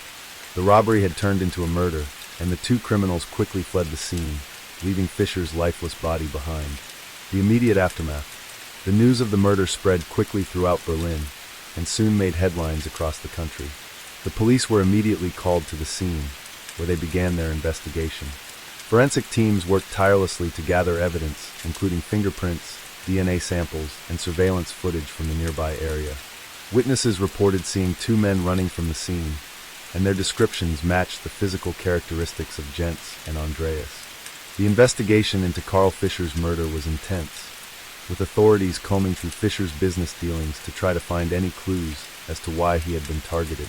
It quickly became clear that the murder was part of a larger robbery scheme, as several items of value had been taken, including expensive watches and rare gemstones. The police also discovered that the criminals had planned the robbery meticulously, ensuring that there would be minimal risk to themselves and no immediate link to their identities. The role of technology in the investigation. As the case unfolded, the police focused on using technology to track down the perpetrators. Security cameras from nearby businesses captured the two suspects entering and leaving the area around the time of the robbery. While the footage was grainy, it provided enough of a lead to identify a possible getaway car. Investigators traced the license plate number to a rental agency in Berlin, where the car had been rented just days before the murder. Additionally, forensic experts were able to analyze the shell casings left at the crime scene, linking the murder weapon to a gun that had been stolen in a previous burglary. This discovery helped further narrow down the list of suspects, and the authorities began to look into the backgrounds of individuals who might have been involved in organized crime or who had a history of violent offenses. At the same time, the police began to interview those close to Karl Fischer, including employees at his jewelry stores. Many were devastated by the news of his murder, as Fischer was well-liked and had a reputation for being kind and fair to his workers. However, none of them could provide direct information about potential threats to Fischer's life or any enemies who might have wanted to harm him. The robbery appeared to have been a crime of opportunity, committed by individuals who had carefully planned their actions and targeted Fischer for his well. As the investigation into Karl Fischer's murder unfolded, the police's focus narrowed on Jens Muller and Andreas Weber. The use of modern forensic technology, along with witness accounts, quickly pieced together a picture of the events surrounding the crime. Their identities were becoming clearer, and the pressure was mounting on the police to apprehend them before they could disappear or commit further crimes. The breakthrough in the case. The breakthrough came when investigators traced the rental car used by the criminal. After reviewing the rental records, police discovered that the car had been rented by Andreas Weber just a week before the murder. The rental company had kept detailed records, and the authorities were able to match Andreas' identification details with the rental agreement. This was a critical lead as it confirmed that Andreas Weber was one of the suspects in the robbery and murder. In addition to the rental car, surveillance footage from nearby stores showed two men fitting the descriptions of Jens and Andreas entering the area on the night of the crime. The grainy footage was not clear enough to make a positive identification, but it showed two men walking briskly through the district shortly before the time of the murder. However, the outside footage from neighboring shops helped establish the timeline and reinforce the police's suspicions. As the investigation continued, police linked Jens Muller's past criminal activity to the murder. They discovered that Jens had a criminal history, including several arrests for assault, theft, and armed robbery. His connections to organized crime, particularly in the Berlin area, also became clearer. He had been involved in multiple small-scale thefts and had served time in prison on previous occasions. Police learned that Jens had recently been released on parole and had rekindled his criminal activities with Andreas Weber, whom he had met in prison. The two men had decided to carry out a larger-scale robbery to solve their financial troubles. The capture of Jens Muller and Andreas Weber. With the mounting evidence against them, the police launched a series of raids across Berlin in an effort to capture Jens Muller and Andreas Weber. On March 28, 2004, just 2 weeks after the murder, the authorities received a tip from an informant who had been in contact with one of Jens's former associates. The informant revealed that Jens and Andreas were hiding out in an apartment on the outskirts of Berlin. A SWAT team was dispatched to the apartment, and the police surrounded the building. After several hours of negotiation and a tense standoff, Jens Muller and Andreas Weber were arrested without resistance. Both men were found inside the apartment, where they were hiding out, attempting to lay low and avoid capture. Investigators found a variety of weapons, including a handgun that was identified as the one used in the murder of Carl Fischer. During their arrest, both men remained relatively calm, but their behavior shifted once they were brought to the police station for questioning. Jens Muller initially denied involvement in the robbery and murder, claiming that he had been out of the city on the night of the crime. However, when confronted with the evidence, including the rental car records, his fingerprints found on the murder weapon, and the surveillance footage, Jens quickly became more cooperative. Andreas Weber, in contrast, initially tried to distance himself from the murder. He claimed that Jens had been the mastermind of the robbery, and that he had only agreed to participate out of fear and a sense of loyalty. However, once Andreas was shown evidence linking him directly to the crime scene and the planning of the robbery, he too admitted his involvement. Both men, while not showing outright remorse, began to explain their actions. They spoke about their financial struggles, their desperation for money, and their belief that the robbery would solve their problems. Neither man, however, acknowledged the gravity of the murder they had committed. The trial. After their arrest, Jens Muller and Andreas Weber were charged with armed robbery, murder, and illegal possession of firearms. The trial began in July 2004 in the Berlin District Court. Both men were represented by defense attorneys who argued that their actions had been driven by desperation. Their attorneys claimed that they had not intended to kill Carl Fischer, and that the murder had been a result of a sudden outburst of violence. The prosecution, however, argued that the crime had been premeditated.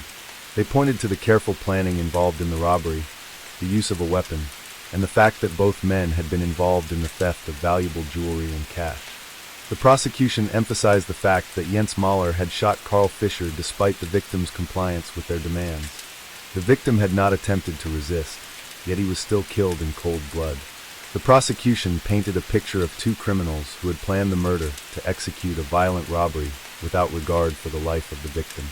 During the trial, Carl Fischer's family members testified, describing their grief and the profound loss they had experienced. Fischer was described as a hard-working and caring father, and his death left a deep emotional scar on his family. The victim's wife and children spoke about their lives before the tragedy, emphasizing the impact his death had on them, both financially and emotionally. Fischer's family was determined to ensure that justice was served and that the perpetrators were held accountable for their actions. Both Jens Muller and Andreas Weber took the stand in their own defense. Jens continued to insist that the robbery had not been intended to end in violence, but his testimony was inconsistent and contradicted by the evidence.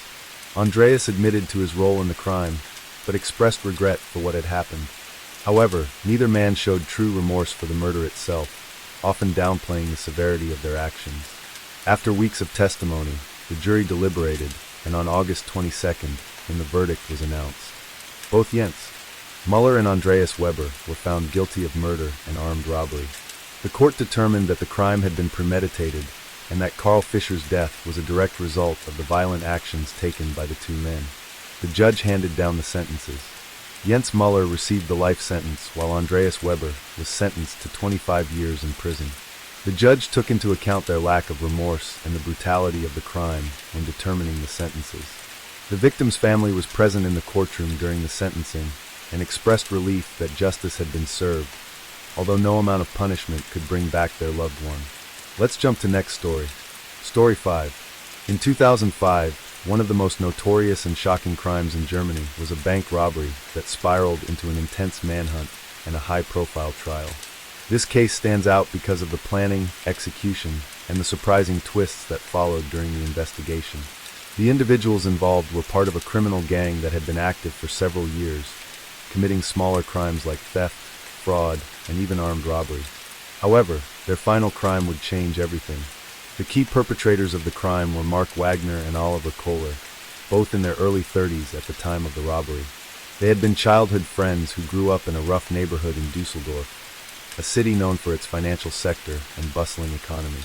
Despite the potential for success in the city's legitimate industries, Mark and Oliver had always been drawn to criminal activity. Over the years, they became involved in various illegal ventures, mostly motivated by the desire for quick money. Their criminal activities started with petty thefts and escalated to larger-scale robberies, leading them to plan one of the most daring bank robberies in German history. Mark Wagner was a man who thrived in chaotic environments. He had an intense, often unpredictable personality, and had been known for his violent outbursts in the past. In his youth, he had been arrested multiple times for assault and theft. After serving a short prison sentence in his 20s, Mark managed to avoid serious prison time, but continued his criminal lifestyle. He was involved in several high-profile robberies before the bank heist in 2005. He had a network of criminals at his disposal, making him an effective leader of the gang.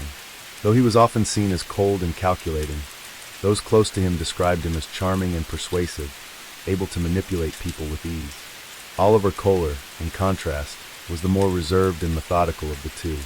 He had a background in finance, having briefly studied business administration before turning to a life of crime. His knowledge of finance, coupled with his tendency to plan things meticulously, made him the perfect partner for Mark. Oliver was often the mastermind behind the logistics of their crimes, coming up with detailed strategies to ensure success.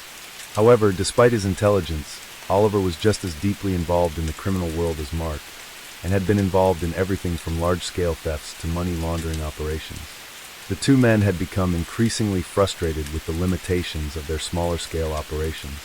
They believed that a large bank heist was their ticket to financial freedom, and they began planning the robbery in early 2005. Their target was a prominent Deutsche Bank branch located in downtown Dusseldorf, which had long been a symbol of Germany's financial power. This was no ordinary branch. It handled large transactions and had an impressive vault filled with millions of euros in cash and valuables. Mark and Oliver knew that this was a risky job, but the potential payoff was too great to ignore.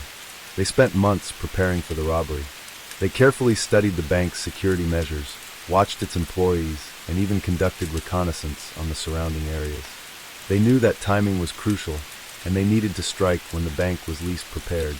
Mark and Oliver believed they could carry out the robbery without leaving a trace, using their knowledge of the bank's systems to bypass security. In June 2005, after months of meticulous planning, the day of the heist finally arrived. They had recruited a small group of accomplices to help them execute the plan, including Jürgen Mahler, a former security guard who had been fired for theft, and Silvio Duran, a getaway driver with a history of armed robbery. The group was well organized, with each person given a specific role to ensure the robbery went smoothly. Mark and Oliver knew that once the money was in their hands, they could disappear without a trace. On the morning of June 17, 2005, the team of robbers arrived at the bank in a rented van, which was parked a few blocks away from the branch. The robbery was set to take place during peak hours, when the bank was busiest, to create confusion and make it harder for the police to react quickly. As planned, Jürgen Muller, who had insider knowledge of the bank's security systems, disabled the alarms and cameras while the rest of the team prepared for the heist. The robbers wore masks to conceal their identities and were armed with semi-automatic pistols. The group stormed into the bank, where they immediately demanded that employees and customers lie down on the floor. The robbers had prepared for the possibility of resistance, but they were met with compliance from the terrified staff and clients. Mark and Oliver knew that the longer they could keep the situation under control, the easier it would be to access the vault. They forced the bank manager to open the vault, while Silvio Duran waited outside with the getaway vehicle. As the vault door swung open, Mark and Oliver's eyes widened with excitement. Inside were stacks of cash, gold bars, and valuable documents. The two men quickly began loading the loot into large bags, while Jürgen Muller kept watch over the hostages. The robbery lasted no more than 15 minutes, and the robbers managed to escape with nearly 10 million euros in cash and valuables, making it one of the largest heists in recent German history. The robbery had gone off without a hitch, at least initially. Mark, Oliver, and their team managed to escape the scene without any immediate pursuit, using a series of escape routes they had carefully planned. They changed vehicles twice during their getaway, using the city's narrow streets and alleyways to avoid detection. The police were notified immediately after the robbery, but by the time they arrived at the scene, the robbers had already disappeared. Despite their meticulous planning, however, things quickly began to unravel. The robbery had been well executed, but the robbers' overconfidence would eventually lead to their downfall. While the criminals initially believed that they had covered their tracks, they had overlooked several key details. The getaway driver, Silvio Duran, made an error by discarding a discarded vehicle in an alleyway near the bank, leaving behind a clue that would eventually lead investigators to them. Over the following weeks, the police worked tirelessly to trace the movements of the suspects. They recovered fingerprints and DNA from the crime scene, which, when compared to previous criminal records, led them to Mark Wagner and Oliver Kohler. Both men had previous brushes with the law, and their association with organized crime made them the prime suspects in the case. Additionally, the police learned that Jürgen Mahler had worked at the bank years earlier, making him an insider with access to critical security information. As the investigation continued, it became clear that the Deutsche Bank robbery would be a complex case, with both national and international implications. Mark, Oliver, and their accomplices had planned their escape carefully, but the investigation was already starting to make progress. The police were closing in. As the weeks went by after the Deutsche Bank robbery, the police's investigation intensified. Despite their careful planning and execution, Mark Wagner, Oliver Kohler, and their accomplices made several crucial mistakes that led to their identification. The first major break in the investigation came when police analyzed the getaway vehicle used by the robbers. After disposing of their first vehicle in a narrow alley near the bank, Silvio Duran, the getaway driver, made a critical error by not properly cleaning the car. Forensic investigators recovered several pieces of evidence from the vehicle, including fingerprints and traces of blood from a cut that Jürgen Mahler had sustained while escaping the scene.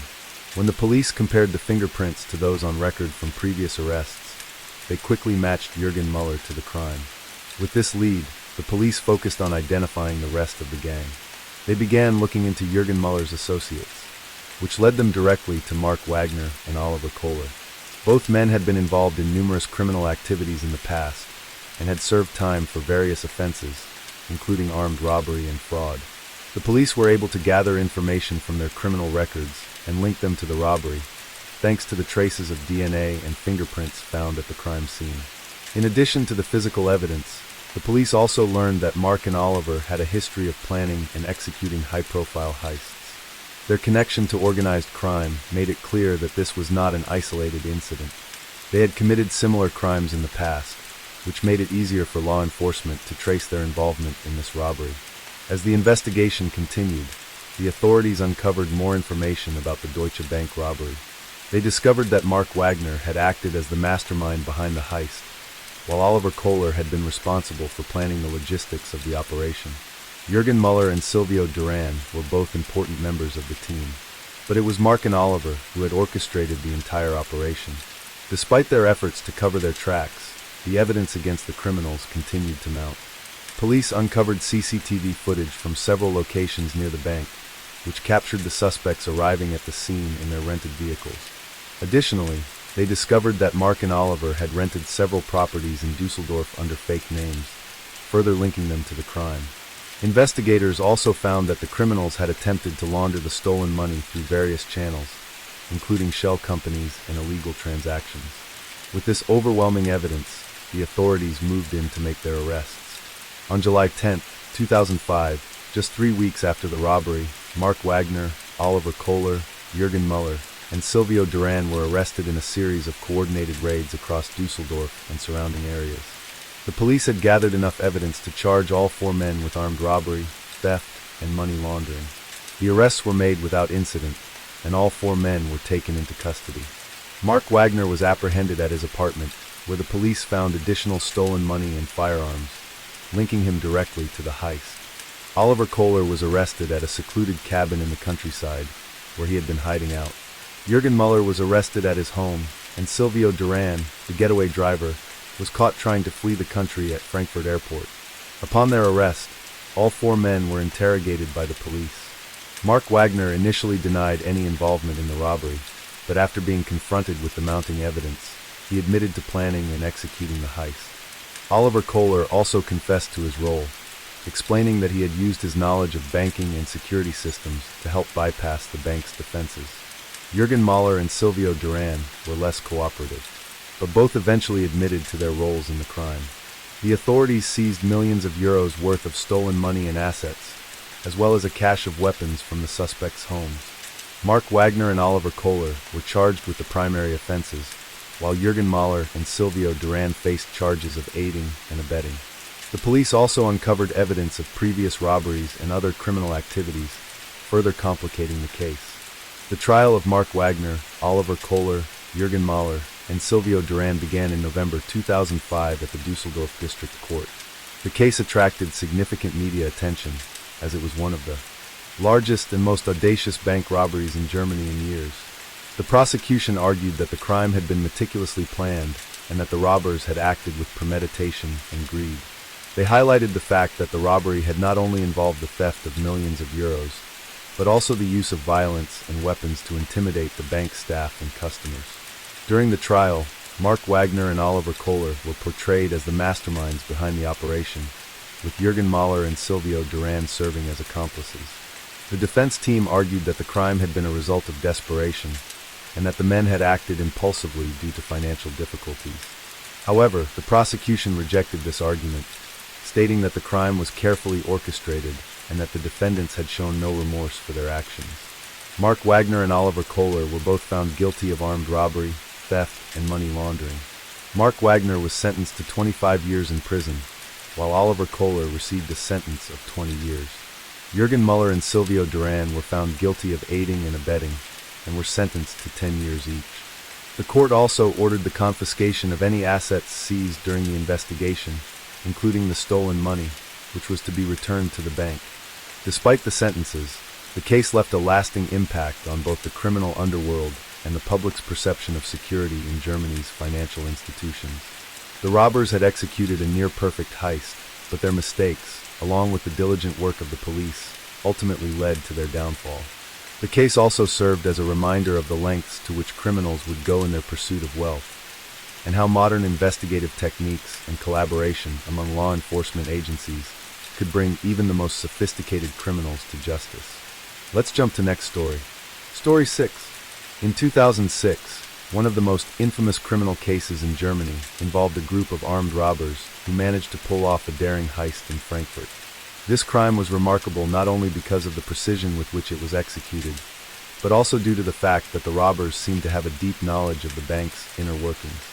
The robbery became the subject of extensive media coverage and brought attention to the vulnerabilities in security systems at financial institutions in Germany.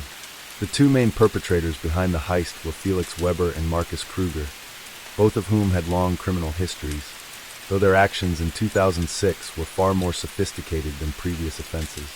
While they had committed crimes in the past, they were considered less experienced compared to other seasoned criminals who might have committed similar robberies. Felix and Markus, however, showed a keen understanding of the criminal world, and their plan was unlike any typical bank robbery. Felix Weber was a man in his mid-30s, known for his street smarts and ability to blend into different environments.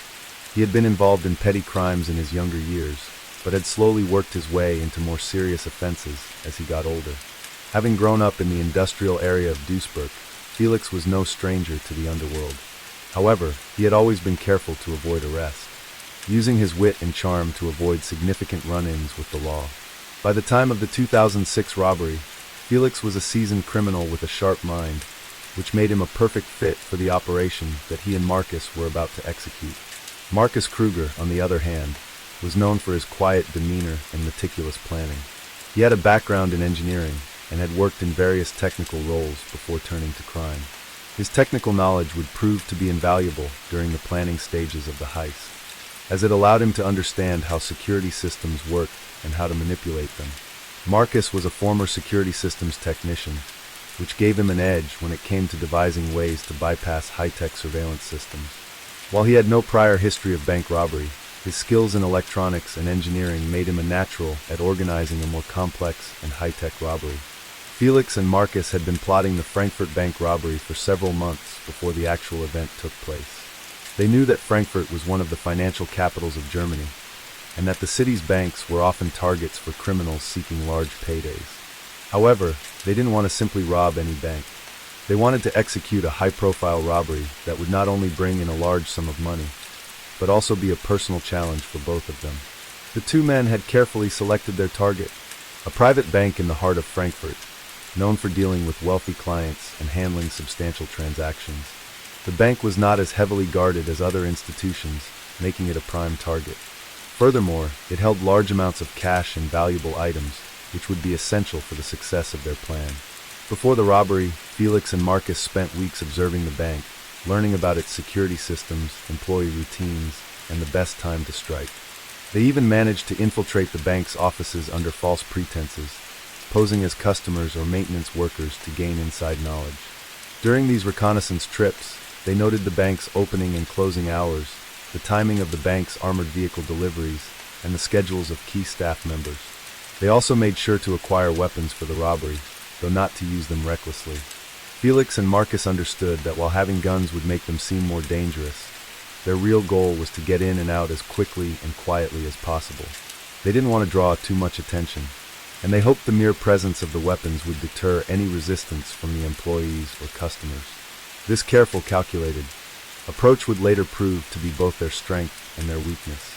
After months of preparation, Felix and Marcus decided that the time to strike had arrived. They chose a Wednesday morning in October 2006 when the bank was least busy, ensuring there would be fewer people inside.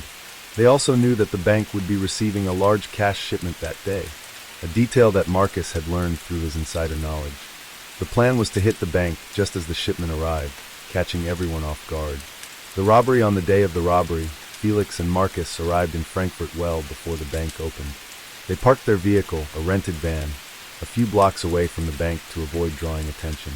They had carefully planned their route to ensure they wouldn't be caught on any nearby security cameras, knowing that their biggest risk was being seen by surveillance systems. After arriving at the location, they donned their masks and approached the bank under the guise of customers. Felix was in charge of handling the bank employees and keeping them under control, while Marcus focused on disabling the security system. Using his technical knowledge, Marcus had prepared a small electronic device designed to disable the bank's alarm system and cameras for a short period, giving them enough time to complete the heist. He activated the device as soon as they entered the building, effectively shutting down the bank's surveillance. Felix, carrying a gun to intimidate the staff, ordered everyone inside the bank to remain calm and move into the back room. The employees, already nervous from the sight of the weapons, complied without much resistance. There were a few customers in the bank at the time, but the robbers ensured they weren't hurt, as they didn't want to cause a scene. The plan worked almost perfectly. Marcus was able to bypass the bank's internal vault security with minimal effort, using his knowledge of the system's vulnerabilities. Once the vault was opened, Felix and Marcus began loading large amounts of cash into bags. The robbers were careful to avoid taking anything that might be too traceable, such as documents or accounts tied to specific individuals. Instead, they focused on grabbing as much cash as possible. However, despite their careful planning, something went wrong. While Felix and Marcus were inside the vault, a silent alarm was triggered and the police were notified.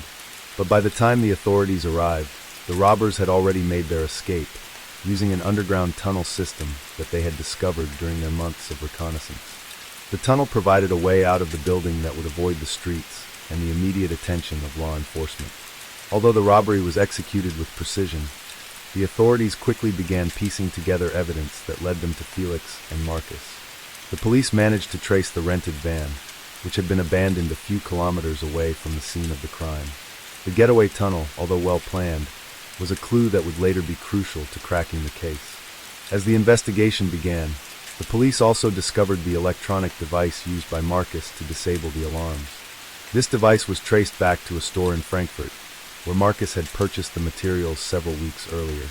With these clues, the police were able to focus their investigation on Felix and Marcus. The robbery left a mark on the Frankfurt banking community and highlighted the vulnerabilities in even the most secure financial institutions.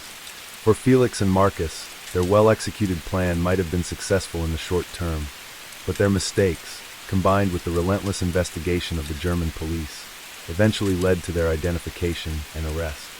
As the German police began their investigation into the 2006 Frankfurt bank robbery, they quickly realized that the robbers had been well prepared and highly organized. While the robbery itself had been carefully executed, the criminals had left behind traces of evidence that would ultimately lead to their identification and arrest. One of the first significant clues was the rented van that the robbers had used as a getaway vehicle. After abandoning the van several kilometers from the scene of the crime, the robbers assumed they had escaped undetected.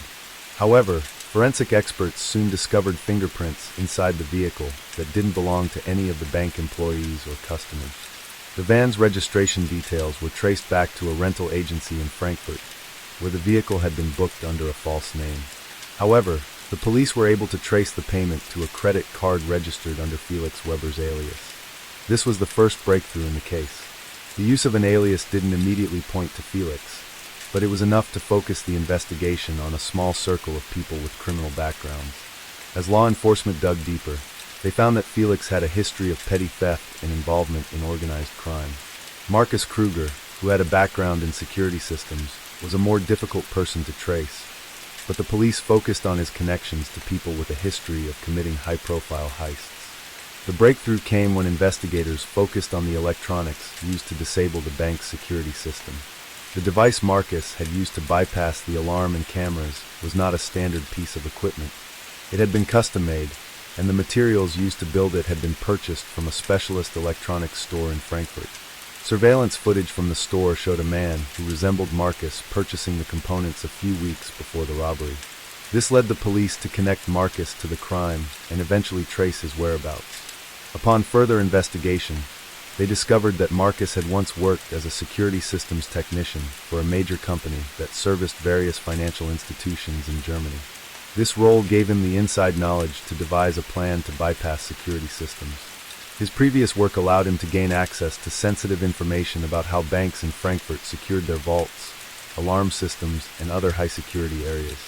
It also became clear that Marcus had been in the right position to organize a sophisticated heist. With both Felix Weber and Marcus Kruger now key suspects in the robbery, the police were able to build a stronger case. They continued to follow their leads, leading to their identification as the main perpetrators behind the 2006 Frankfurt bank heist. The arrests and interrogation. As the investigation gathered momentum, the police obtained arrest warrants for both Felix Weber and Marcus Kruger. They were both taken into custody on November 5, 2006, just a few weeks after the robbery. Their homes and properties were searched and additional evidence was seized, including items related to the crime. Felix was arrested in his apartment in Dusseldorf, a city where he had been living under a false name for several years. Inside his apartment, the police found documents and blueprints of the bank heist, as well as a stash of money that matched the serial numbers of the stolen cash. In addition, several firearms were discovered, further confirming Felix's involvement in the crime. The evidence was overwhelming. Marcus Kruger was arrested in Frankfurt, in the very city where the robbery had occurred. During the search of his property, investigators found tools that were consistent with those used to disable security systems in the bank. The police also uncovered records showing Marcus's work history with various security companies that had contracts with financial institutions. The combination of physical evidence, witness testimony, and Marcus's past knowledge of the bank's security system sealed his fate.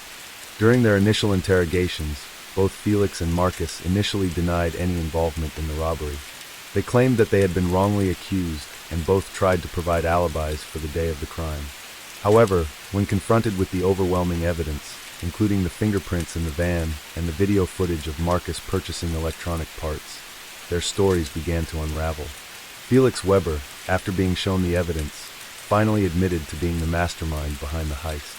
He confessed that he and Marcus had carefully planned the robbery for months, meticulously gathering information on the bank's operations.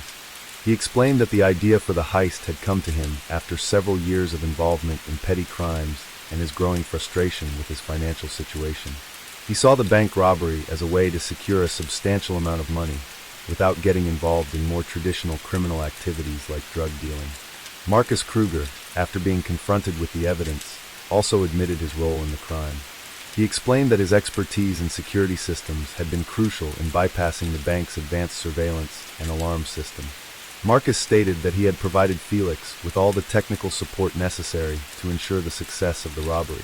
Both men claimed that they had not intended to hurt anyone during the heist, and that their goal had always been to get in and out as quickly and quietly as possible. The investigation continues. As the investigation progressed, the police learned that Felix and Marcus had been working with a third accomplice, a man named Tobias Schneider, who had acted as the getaway driver. Tobias was a low-level criminal with a background in theft and fraud, and his role was crucial to the success of the heist. While Felix and Marcus were focused on the robbery itself, Tobias had driven the getaway vehicle and ensured that the robbers were able to escape without drawing attention. Tobias Schneider was eventually arrested on November 12, 2006, after his identity was linked to the rented van used during the robbery. He was also found to have helped Felix and Marcus evade detection in the days following the heist. However, Tobias claimed that he had been coerced into participating in the robbery by Felix, who had threatened him with violence if he did not cooperate. Tobias denied being directly involved in planning the heist, but investigators believed that he had been an active participant in the getaway, and he was charged with aiding and abetting the crime.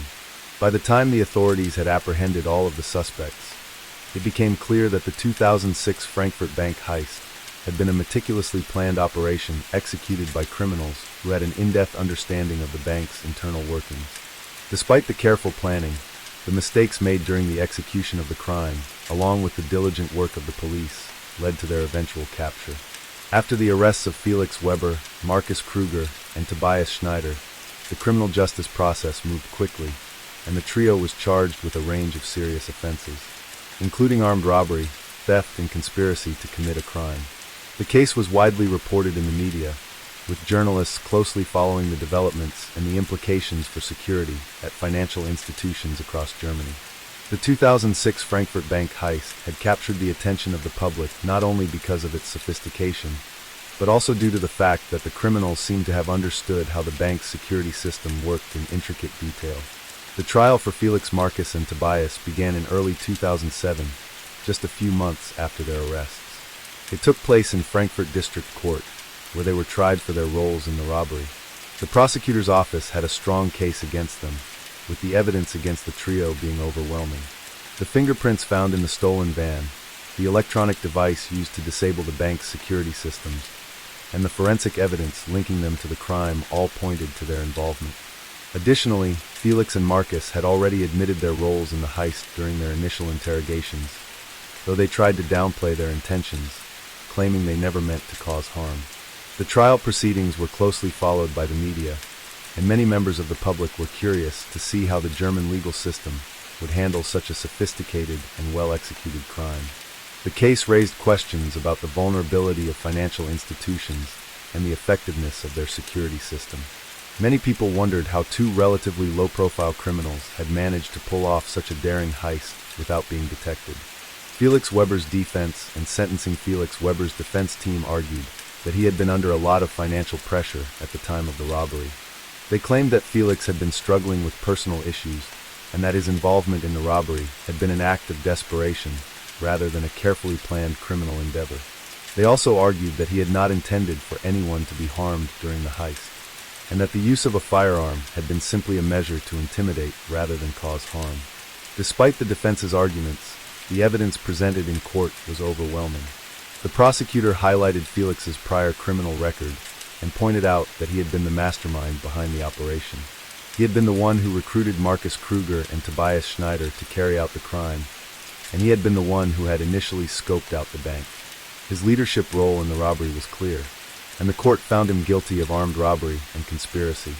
As a result, he was sentenced to 12 years in prison. Felix's sentence was seen as a reflection of the seriousness of the crime. The court took into account his prior criminal history and his role as the planner of the heist. Although he had no history of violent crimes, the fact that he had carefully organized the robbery, taking into account the security vulnerabilities of the bank, made him a dangerous criminal in the eyes of the court. Marcus Kruger's defense and sentencing Marcus Kruger's defense centered around his background as a former security systems technician. His lawyer argued that Marcus had been using his technical expertise to do a favor for Felix, who had approached him for help with bypassing the security systems. Marcus's defense claimed that he was not motivated by greed, but rather by the pressure of working with a man like Felix, who had manipulated him into helping with the crime. However, the court found that Marcus's technical knowledge had been crucial to the success of the heist. His ability to disable the bank's alarm and surveillance system demonstrated that he was an active participant in the robbery, not simply a passive bystander. The prosecutor pointed out that Marcus had been aware of the potential consequences of his actions and had used his skills to aid and abet the robbery. Marcus was sentenced to 10 years in prison, though his sentence was slightly less severe than Felix's. given his cooperation during the investigation and the fact that he had not been the one to initiate the crime. Still, the court found his actions to be extremely dangerous, as his technical expertise had allowed the robbers to bypass the bank's high-level security systems. Tobias Schneider's defense and sentencing. Tobias Schneider's defense was focused on his claim that he had been coerced into participating in the robbery by Felix Weber. His lawyer argued that Tobias had been threatened with violence if he did not help the criminals escape after the robbery. They also claimed that Tobias was a relatively small-time criminal with little involvement in the planning of the heist. However, the court found that Tobias had played a significant role in the getaway. While he had not been directly involved in planning the robbery, his actions were crucial to ensuring that the robbers escaped without detection. He had acted as the driver for the criminals, allowing them to flee the scene without encountering any immediate police intervention. The court also found that Tobias had willingly participated in the crime, and while he may have been manipulated by Felix, he still had a choice in the matter. Tobias was sentenced to 5 years in prison. While his sentence was the shortest of the three, it was still a significant punishment for his role in the heist. The court determined that his involvement, although somewhat less direct than Felix and Marcus, still played a critical part in the crime's success. The 2006 Frankfurt bank robbery had a lasting impact on the banking industry in Germany. Following the heist, many banks began to reassess their security measures, particularly concerning the vulnerabilities in their alarm systems and surveillance technology. The heist exposed the fact that even the most secure financial institutions could be vulnerable to sophisticated criminals who knew how to exploit weaknesses in the system. The case also sparked debates about the role of technical knowledge in modern-day robberies. With advances in security technology, criminals are now able to bypass even the most advanced systems, making it clear that banks need to stay one step ahead of criminals. In response to the growing threats, many institutions began investing heavily in more advanced security measures, including biometric systems and multi-layered security protocols to protect against future robberies. For the criminals involved in the Frankfurt robbery, their lives were forever chained.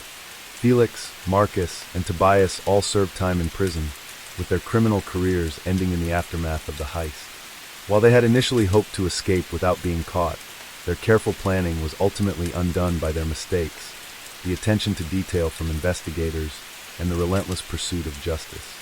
Let's jump to next story. Story 7. In 2007, Germany was shaken by a highly disturbing criminal event that became known as the 2007 Rottweil kidnapping and bank robbery. This case began when a well-organized gang, consisting of experienced criminals, carried out a kidnapping that ultimately led to a bank robbery. The perpetrators had a clear plan to execute both crimes in a well-orchestrated manner. The gang involved in the kidnapping and robbery was led by Andreas Muller, a 38-year-old man with a criminal history. Andreas had spent several years in prison for minor offenses, but in 2007, he was determined to pull off a bigger heist, one that would secure his future. To carry out his plan, he assembled a team of criminals, each with their own specialized skills. The core group of criminals included Andreas Mahler, Stefan Weber, and Karsten Hoffmann.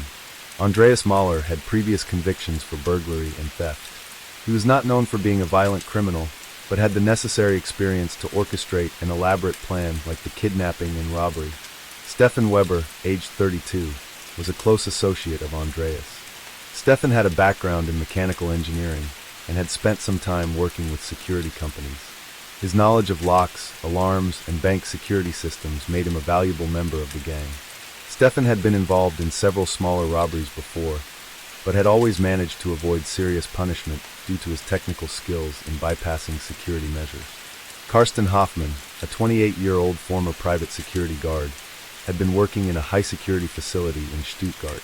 Karsten had knowledge of how to disable and bypass security systems, particularly in banks. He was a key player in the plan to break into the Rottweil bank's vaults. Despite his professional background in security, Karsten had a criminal record, though it was mostly for minor offenses. These three men, along with a few others in their circle, meticulously planned a crime that would involve both the kidnapping of a bank manager and a bank robbery in the small town of Rottweil, located in the Baden-Württemberg region of Germany. The planning was done over several months. The criminals had to gather intelligence on the local bank's security systems, identify weak spots, and make sure that they could execute their plan without being caught. The target bank was a well-known branch in Rottweil, and the bank manager, Klaus Muller, had been under the surveillance of the gang for weeks. The criminals knew that Klaus had a routine that made him predictable and vulnerable. They knew his working hours, his commute, and his personal habits. The most critical detail they gathered was that the bank manager had a routine of visiting the bank after hours on certain evenings to perform final checks and oversee operations. The plan involved two key actions: kidnapping Klaus Muller and then forcing him to open the bank vault to allow them to steal large amounts of cash. To execute this plan, the gang needed to operate quickly and with precision. The gang decided that they would first kidnap Klaus Muller outside of his home. On the evening of March 15, 2007, they set their plan into motion. They knew that Klaus usually left his home around 8 p.m. for the final check of the bank's operations. They decided to intercept him on his way to work. The criminals parked a black van near the area where Klaus normally passed on foot, hiding in the shadows. As Klaus walked to his car, he was suddenly ambushed. Stefan Weber, who was hiding behind a large bush, jumped out and physically restrained Klaus, throwing a dark hood over his head to prevent him from seeing who was attacking him. Karsten Hoffman, who was waiting nearby in the van, quickly approached and helped load Klaus into the vehicle. The gang had carefully planned this section of the crime to avoid drawing attention to themselves. They were in and out of the area quickly, and no one saw them take Klaus away. With Klaus now in their custody, the gang drove him to a remote warehouse outside of Rottweil, where they would hold him until they completed the robbery. While Andreas Mahler and Stefan Weber kept watch on Klaus, Karsten Hoffman made sure that the vehicle was hidden and the escape route was clear for their getaway. The plan was simple but effective: to hold Klaus at the warehouse and force him to open the bank's vault once they had made their way inside. The gang was aware that the bank would be heavily guarded with security measures in place, but they had a critical advantage. They knew Klaus's personal access code and the security details that would allow them to bypass some of the bank's internal system. They also had a plan to neutralize the surveillance cameras and alarms, which Stefan Weber had been studying for weeks. At the same time, they kept a careful watch on the local police stations, ensuring that no one had raised an alarm about Klaus' disappearance. The gang members knew that they had a limited window to act before the authorities would start searching for Klaus. Once the criminals had secured Klaus Mahler at their warehouse, they focused on executing the next phase of their plan, the bank robbery. The gang knew that time was of the essence. They had carefully timed their actions to avoid triggering an early response from the authorities. The bank manager's absence would soon be noticed, but the criminals had already accounted for this and planned accordingly. The execution of the robbery. At around 10 p.m. on March 16, 2007, the criminals began their move on the bank. They had prepared to take Klaus with them to the bank, but not without first making sure that he would comply. In the warehouse, Klaus was tied to a chair and given clear instructions. He was told that his family would be harmed if he did not cooperate and open the bank vault, without triggering any alarms. The threat of violence against his loved ones made Klaus fear for his safety, but he felt powerless against the criminals. Stefan Weber and Andreas Mahler drove Klaus to the Rottweil bank, ensuring that they took the least obvious route to avoid detection. They arrived at the bank just before midnight. Karsten Hoffman and the rest of the gang were waiting in the shadows, keeping an eye on the surroundings to make sure there were no unforeseen complications. As planned, the bank security cameras were disabled by Stefan Weber, who had brought along equipment that allowed him to bypass the system. They quickly entered the building through the side entrance, which was usually used by employees to access the vault. Klaus, still in a state of fear, unlocked the door to the vault and opened it without hesitation. The criminals then proceeded to fill bags with large amounts of cash, taking millions of euros in foreign currency and gold bars that were kept in the vault for high-value clients. The heist took less than an hour to complete. Afterward, the criminals made their way back to their van, where they loaded the stolen cash and valuables. Klaus, who was still under their control, was driven back to the warehouse, where he was locked inside a small room. The criminals were satisfied that they had successfully stolen the money without triggering any alarms. They believed they had gotten away cleanly. However, things didn't go according to plan. The mistakes and the breakthrough. As the gang celebrated their success, they had failed to account for a few crucial mistakes. The first of these mistakes was leaving traces of their presence at the bank. Despite their efforts to disable security systems, the bank's emergency backup cameras had captured enough footage to identify the criminals. While the images were grainy, they provided a significant lead. Moreover, the getaway van they used was parked near a busy street, and witnesses had seen it at multiple points during the night. A resident in the area had noted down the van's license plate number after feeling suspicious about the vehicle's behavior. This would later be a key piece of evidence that led investigators to the criminals. Another mistake came when the criminals attempted to hide the stolen money. They stashed a large portion of the loot in a storage unit. They had rented for the purpose of temporarily storing the cash until they could launder it. Unfortunately for them, the storage unit was located near a residential neighborhood, and a neighboring resident reported suspicious activity at the location just days after the robbery. This tip led to the discovery of the stolen goods. Despite these errors, the investigation wasn't immediately able to pinpoint the criminals. The gang had been very careful in covering their tracks, and police had no idea where to begin. The breakthrough came when police followed up on the witness tip about the license plate number of the van. This led them to a rental agency in Stuttgart, where records showed that the van had been rented under a false name. The name provided was Andreas Muller, the leader of the gang. With this information, the police traced Andreas Muller's criminal background and quickly discovered his previous involvement in smaller heists and burglaries.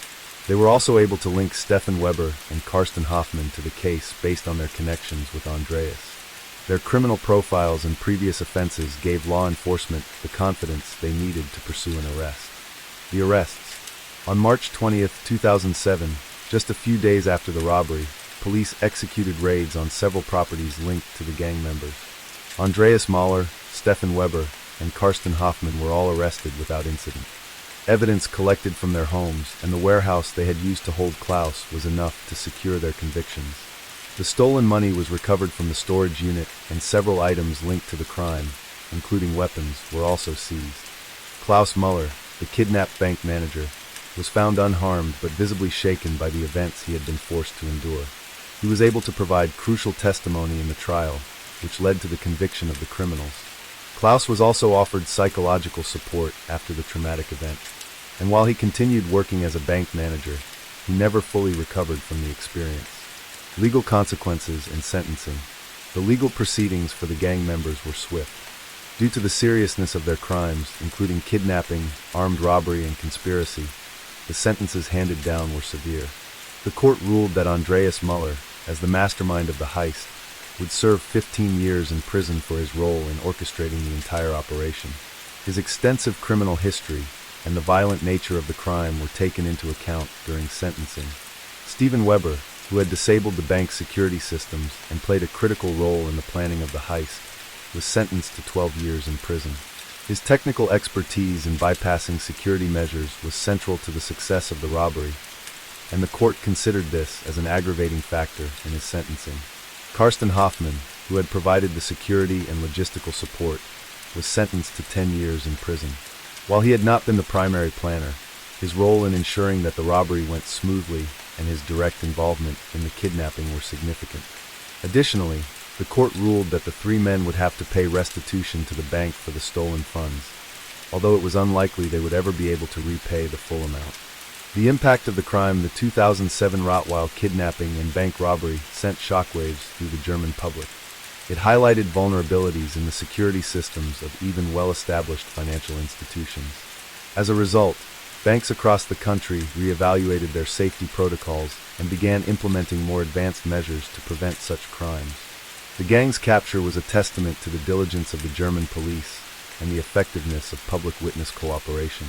Despite the criminals' careful planning, they were ultimately undone by a combination of mistakes and the persistence of investigators. The crime also led to a greater discussion on criminal rehabilitation in Germany.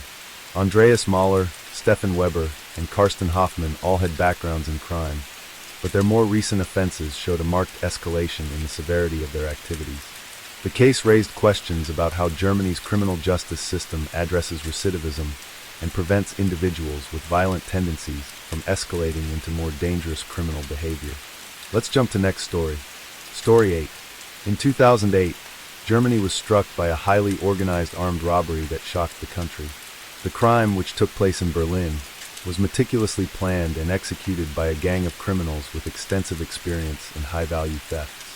The perpetrators targeted a security company, knowing that it would be transporting large amounts of money on a specific day. The robbery quickly became one of the most talked about criminal cases of the year, not just because of the scale of the crime, but also due to the audacity and skill with which it was carried out. The primary figures behind this crime were Marcus Eberhardt, Oliver Schaefer, and George Klein, who led the operation. All three had criminal backgrounds, and the gang had worked together previously in smaller heists. They were not new to the criminal world, and each member of the team had a specific role in executing their complex plan. The 2008 Berlin heist would be a defining moment in their careers, but it would also ultimately lead to their downfall.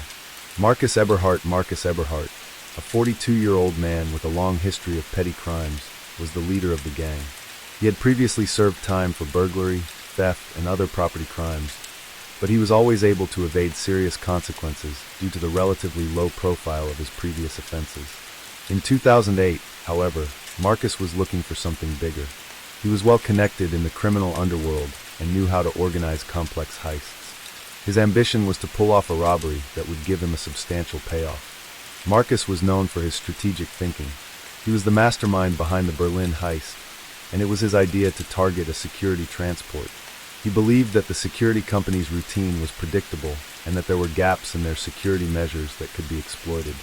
Marcus meticulously studied the movements of the security vans, the routes they took, and the timing of the deliveries, ultimately planning the crime around a specific transportation of cash. Oliver Schaefer, 36 years old, was a former military man with experience in combat and tactics. He had served in the German army for several years before being discharged due to a disciplinary issue. After leaving the military, Oliver turned to a life of crime, where his skills and strategy in combat made him a valuable asset in heists. Oliver was responsible for coordinating the physical aspect of the crime, carrying out the robbery itself, and handling the escape. Oliver was particularly skilled at weaponry and intimidation. His role in the gang was vital, as he was the one who would ensure that the robbery was carried out without any interference. His training in military tactics made him a formidable force, and he was well prepared for any obstacles the gang might encounter during the heist. George Klein, 29 years old, was the third member of the gang, had a background in mechanical engineering, and had worked in several technical positions before turning to crime. His knowledge of vehicles and technology was key to the gang's success. George was responsible for securing the getaway vehicles, as well as providing the technical expertise needed to disable any security measures during the heist. He was also the one who was tasked with getting rid of evidence after the robbery was completed. George's technical abilities gave the gang an edge. He could disable alarm systems, create fake IDs, and alter vehicles to make them harder to track. He was the behind-the-scenes operator, ensuring that everything went smoothly, from the getaway to the disposal of stolen goods. The target, a security transport. The gang's target was a security company that regularly transported large amounts of cash between businesses and banks in Berlin. This particular company had been transporting a significant sum of money on July 14, 2008, a date that the gang had carefully chosen. Marcus had gathered intelligence that the security company would be transporting money from several high-profile clients, including large retail chains and private clients, and that the cash would be stored in a van traveling through Berlin's outskirts. The security company's routine was predictable. They used the same routes, the same drivers, and the same delivery times every week. Marcus Eberhardt had spent months studying the movements of the security transport vans. He knew exactly where the van would be during the robbery, and he had chosen a location that was both remote enough to avoid immediate police intervention, but close enough to be easily accessible for the criminals to make a quick escape. The gang also learned that the security company employed only 2 armed guards per transport, both of whom had limited experience with combat or dealing with well-organized criminal groups. This made the gang feel confident that they could easily overpower the guards without anyone getting seriously hurt. The plan was both complex and highly coordinated. The criminals decided that they would ambush the security van while it was on its route through a quiet residential area in the northeastern part of Berlin. George Klein modified 2 vehicles, a black van and a motorcycle, to serve as the getaway vehicles. The black van was modified to carry the stolen cash, while the motorcycle was intended to act as a distraction, creating confusion and delaying any response from law enforcement. The robbery would take place in the early evening, just as the security van was completing its route. The gang would set up an ambush at a narrow street near an industrial park that was not heavily patrolled by police. The gang planned to block the road, forcing the security van to stop, at which point Oliver would overpower the guards and Marcus would take control of the money. Once the robbery was complete, the criminals would leave the scene as quickly as possible. George would lead them in the getaway vehicle, while the motorcycle would act as a distraction by racing down a parallel road and creating confusion for anyone trying to pursue the criminals. They were confident that they could escape undetected and then go into hiding for a while. The robbery, execution of the plan. On the night of July 14, 2008, the gang set their plan into motion. The security van was on schedule, and the criminals were in position. George Klein was in the black van, parked just off the route, ready to block the road. Marcus Eberhardt and Oliver Schaefer were waiting in the shadows, ready to spring into action as the van came into view. As the security van approached the intersection, the gang executed their plan. The black van moved into the street, blocking the only escape route. The security guards immediately knew something was wrong, but before they could react, Oliver Schaefer, armed with a handgun, confronted them. Using his military training, Oliver quickly gained control of the situation, forcing the guards to surrender their weapons and lie on the ground. Marcus and George quickly moved in, transferring the money into the getaway vehicle. The criminals were swift, but their plan was about to hit a significant snag. The robbery unfolded swiftly, and for a few moments, it seemed as though the gang's carefully crafted plan would succeed without issue. However, things quickly began to go wrong, not because of unexpected resistance from the security guards, but because of the blunders that occurred in the aftermath of the heist. The mistakes and immediate consequences. After overpowering the security guards and loading the money into their getaway vehicle, the criminals moved to escape the scene. However, a critical mistake was made when George Klein, who was responsible for driving the getaway van, failed to account for one significant detail: the presence of a newly installed traffic camera.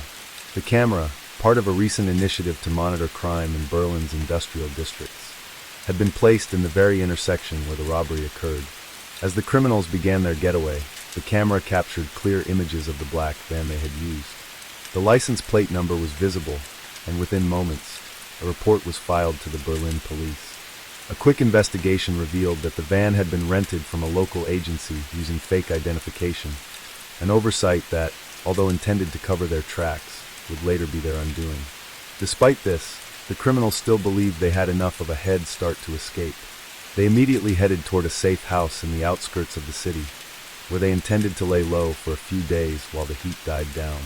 However, their initial success was short-lived. A breakthrough in the investigation. The Berlin police acted quickly, launching an investigation into the robbery. Within hours of the crime, the traffic camera footage had been identified, and the authorities were able to track the black van to its rental agency. The van had been rented under the name of Oliver Schaefer, but the gang had used a series of aliases and false identification to cover their tracks. This immediately raised suspicion, as it suggested a professional operation. The police also traced the getaway vehicle's movements through license plate recognition technology, which narrowed the search for the criminals.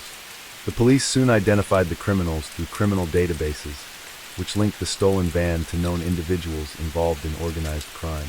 Investigators found that Marcus Eberhardt, Oliver Schaefer, and George Klein were all tied to previous crimes, some of which involved similar tactics, primarily robberies and thefts.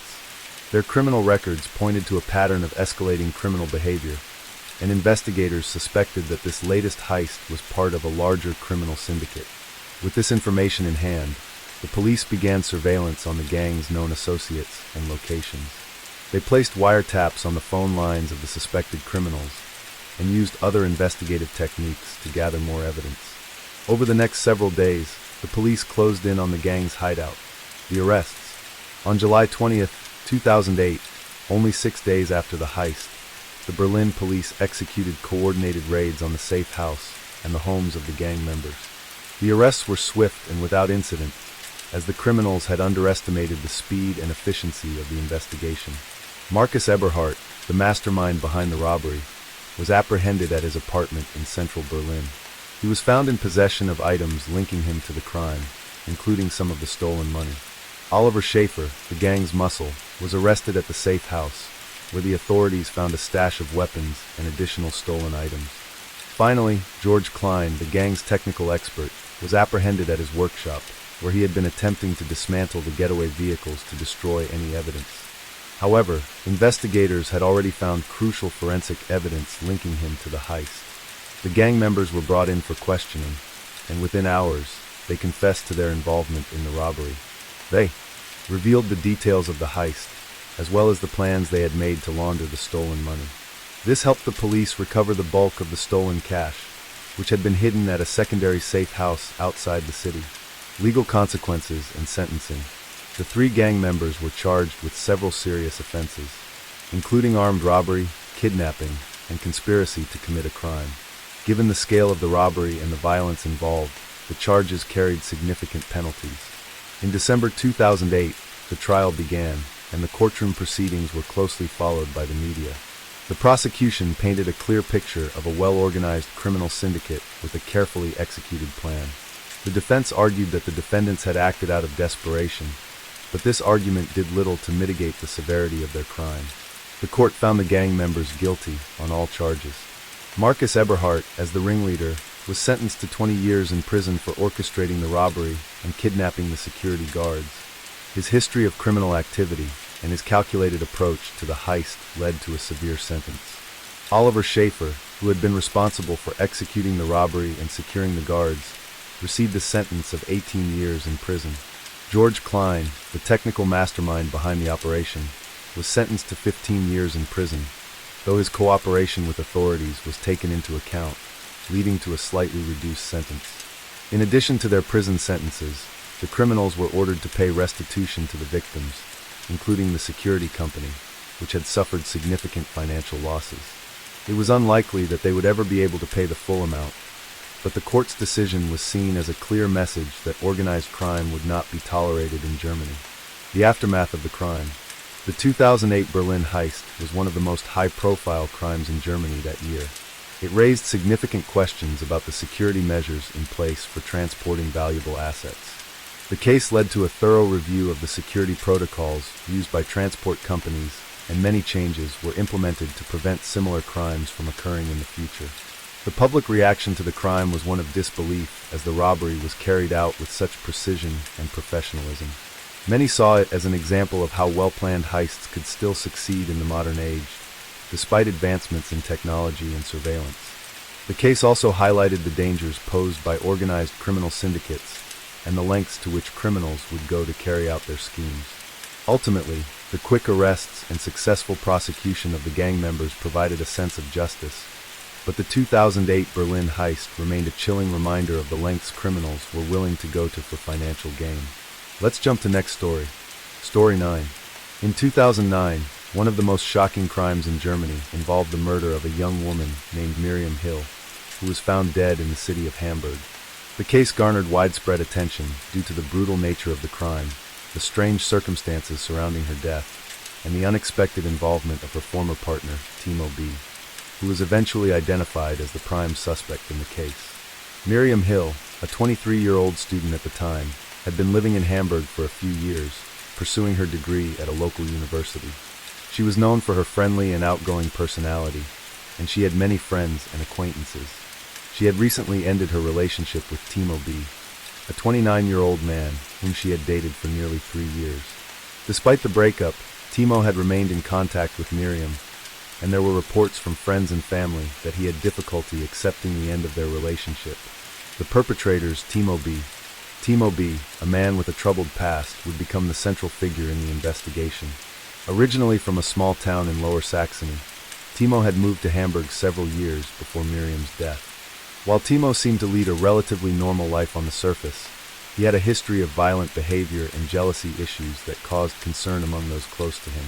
Timo's inability to move on after his breakup with Miriam had begun to strain their interactions. Friends of Miriam reported that in the weeks leading up to her death, she had grown increasingly worried about Timo's behavior. He would frequently call her, sending her text messages, and even showing up at her apartment uninvited. Miriam, trying to distance herself from him after their breakup, had tried to cut ties, but it was clear that Timo was struggling with the situation. Timo's history of controlling and possessive behavior had raised alarm bells in Miriam's circle. Some of her close friends mentioned that he had been jealous even when they were in a relationship. His inability to accept rejection seemed to deepen with time, and it became clear that he had not taken the breakup well. However, at the time, no one suspected that it would escalate into something far more dangerous. Despite his aggressive tendencies, Timo had managed to keep his temper mostly under control. However, the rejection from Miriam pushed him further over the edge, and he began to display irrational behavior that alarmed her. He would repeatedly call her and show up at her apartment, pleading for a second chance. But Miriam was firm in her decision to end their relationship. The crime on the evening of February 13, 2009, Miriam's friends became concerned when she failed to show up for a meeting. She had made plans to meet her friends at a cafe in central Hamburg, but never arrived. Her friends immediately grew worried when they couldn't reach her by phone. They knew that Miriam had been increasingly distant from Timo, and it was around this time that her ex-boyfriend had been sending increasingly disturbing messages. The following day, Miriam's body was discovered in her apartment in Hamburg. The police were called to the scene, and what they found was both chilling and heartbreaking. Miriam had been brutally attacked in her own home. The apartment showed signs of a struggle, and there were indications that she had been stabbed multiple times. Evidence at the scene pointed to a violent altercation, and it was clear that the victim had tried to defend herself. The police immediately suspected that the crime had been committed by someone close to her, given the nature of the attack. Initially, the authorities thought that the motive could have been robbery or a random attack. However, as they examined the evidence further, they found that nothing of value had been taken from the apartment. The murder weapon was a knife that had been left at the scene, and there were no signs of forced entry, suggesting that Miriam had known her attacker and had willingly allowed them into her home. This led detectives to suspect someone with a personal connection to Miriam. The investigators quickly turned their attention to Timo B., the last known person to have had an ongoing connection with Miriam. Although there was no direct evidence linking him to the murder at this stage, the authorities began to look into his whereabouts on the night of Miriam's death. Timo's background and motivation.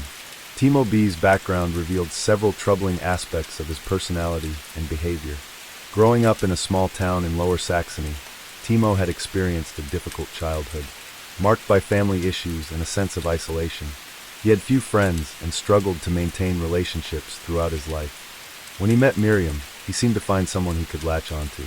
Initially, their relationship appeared normal, but over time, Timo's behavior became controlling and obsessive. He struggled to share Miriam with her other friends, and his jealousy grew over time. The breakup with Miriam in the early months of 2009 hit Timo especially hard. He became increasingly possessive, showing up at her apartment uninvited, calling her repeatedly, and sending text messages pleading for reconciliation. Miriam's efforts to distance herself from him were met with anger and frustration, and Timo began to exhibit signs of escalating mental instability. One of the most disturbing aspects of Timo's behavior was the lack of empathy for Miriam's feelings. Even after the breakup, he believed that Miriam was somehow obligated to be with him, refusing to accept that she had moved on with her life. It was this sense of entitlement and jealousy that eventually drove him to commit a heinous crime. Timo's personal issues, combined with his inability to cope with rejection, likely led to the tragic events of that February night. It is believed that Timo went to Miriam's apartment under the pretense of wanting to speak with her one last time. However, during this encounter, he became violent and began to attack her. Miriam, attempting to defend herself, fought back fiercely, but the situation escalated quickly. It is believed that Timo then lost control and stabbed Miriam multiple times, ultimately killing her. The investigation and the breakthrough. As detectives gathered evidence and began to investigate further, they discovered text messages and phone records that painted a clear picture of the relationship between Timo and Miriam. The authorities found that Timo had been in contact with Miriam just hours before her death, further strengthening the case against him. The final breakthrough came when they discovered that Timo's fingerprints were found on the murder weapon, the knife used to stab Miriam. The police arrested Timo B. shortly after the discovery of the evidence.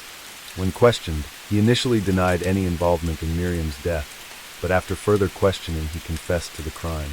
He explained that he had gone to her apartment with the intention of speaking to her about their relationship. However, during the conversation, emotions flared and he snapped. He admitted to stabbing her in a fit of rage, and then attempting to cover up the crime by leaving her body and fleeing the scene. Following Timo B.'s arrest and confession, the trial quickly became a highly publicized case in Germany due to the brutal nature of the crime and the fact that the perpetrator was someone with a personal connection to the victim. The prosecution presented a compelling case emphasizing the jealousy, obsession, and rage that had led Timo to murder Miriam. They outlined the events leading up to the murder, including the repeated harassment of Miriam by Timo in the weeks prior to her death. During the trial, Miriam's family and friends were given the opportunity to testify. They spoke about her kind nature, how she was trying to move on with her life, and how scared she had been of Timo in the days before her death. Several of Miriam's friends recalled how they had seen Timo showing up uninvited at her apartment, making calls to her, and even sending threatening messages when she rejected his advances. The emotional testimony from Miriam's loved ones left a strong impact on the court and the public. Timo, who had initially claimed that he was innocent during the investigation, admitted in court to killing Miriam.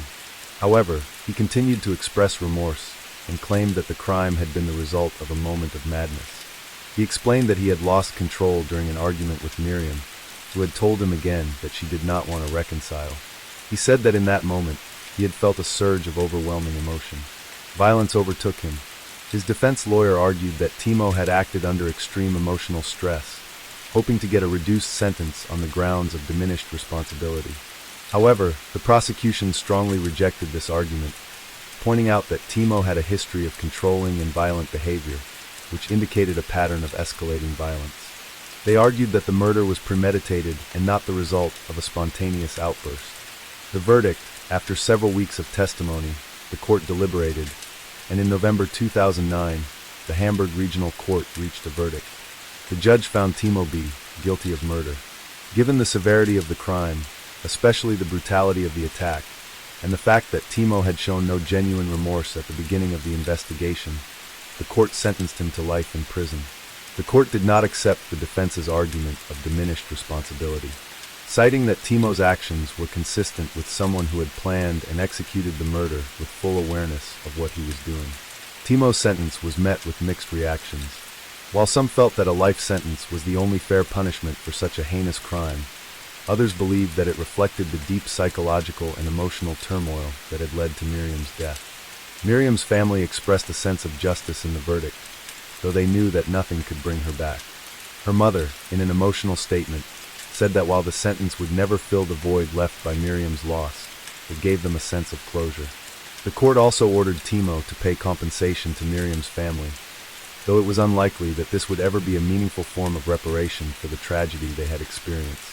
The aftermath and public reaction.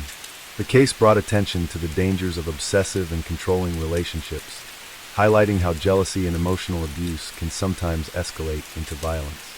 It also raised awareness about the signs of toxic relationships and the need for better support systems for people who are trying to leave abusive or unhealthy relationships.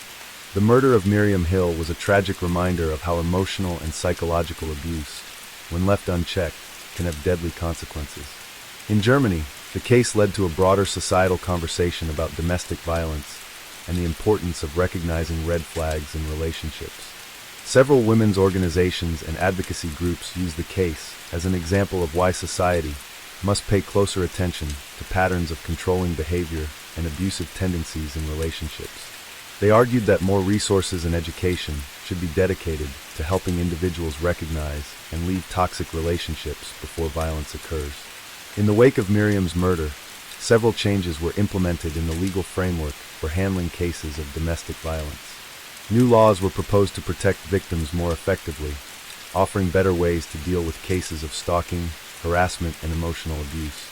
Additionally, there was an increased effort to educate the public about the serious nature of obsessive behavior and how it can turn deadly. The impact on the perpetrator. For Timo B., the aftermath of the trial was the beginning of a long sentence in prison. He expressed deep regret for his actions, but it was unclear whether his remorse was genuine or simply a product of his circumstances. His sentence meant that he would spend the rest of his life behind bars, with little to no chance of parole. His story became a grim example of how obsession and rejection can lead to tragic outcomes. In prison, Timo was reportedly somewhat of an outcast among the other inmates. His crime was one that drew widespread attention, and many of the people he encountered inside viewed him as a coward for attacking a woman. While he had supporters in the form of his family, who had long known about his emotional struggles, many others believed that he deserved to be held fully accountable for his actions. As for Miriam's family, they found some sense of peace in knowing that Timo would no longer be able to harm anyone else. However, the emotional scars left by the crime would never fully heal. Miriam's mother and father spoke publicly about the need to address the dangers of domestic violence and ensure that young people are taught how to recognize abusive relationships.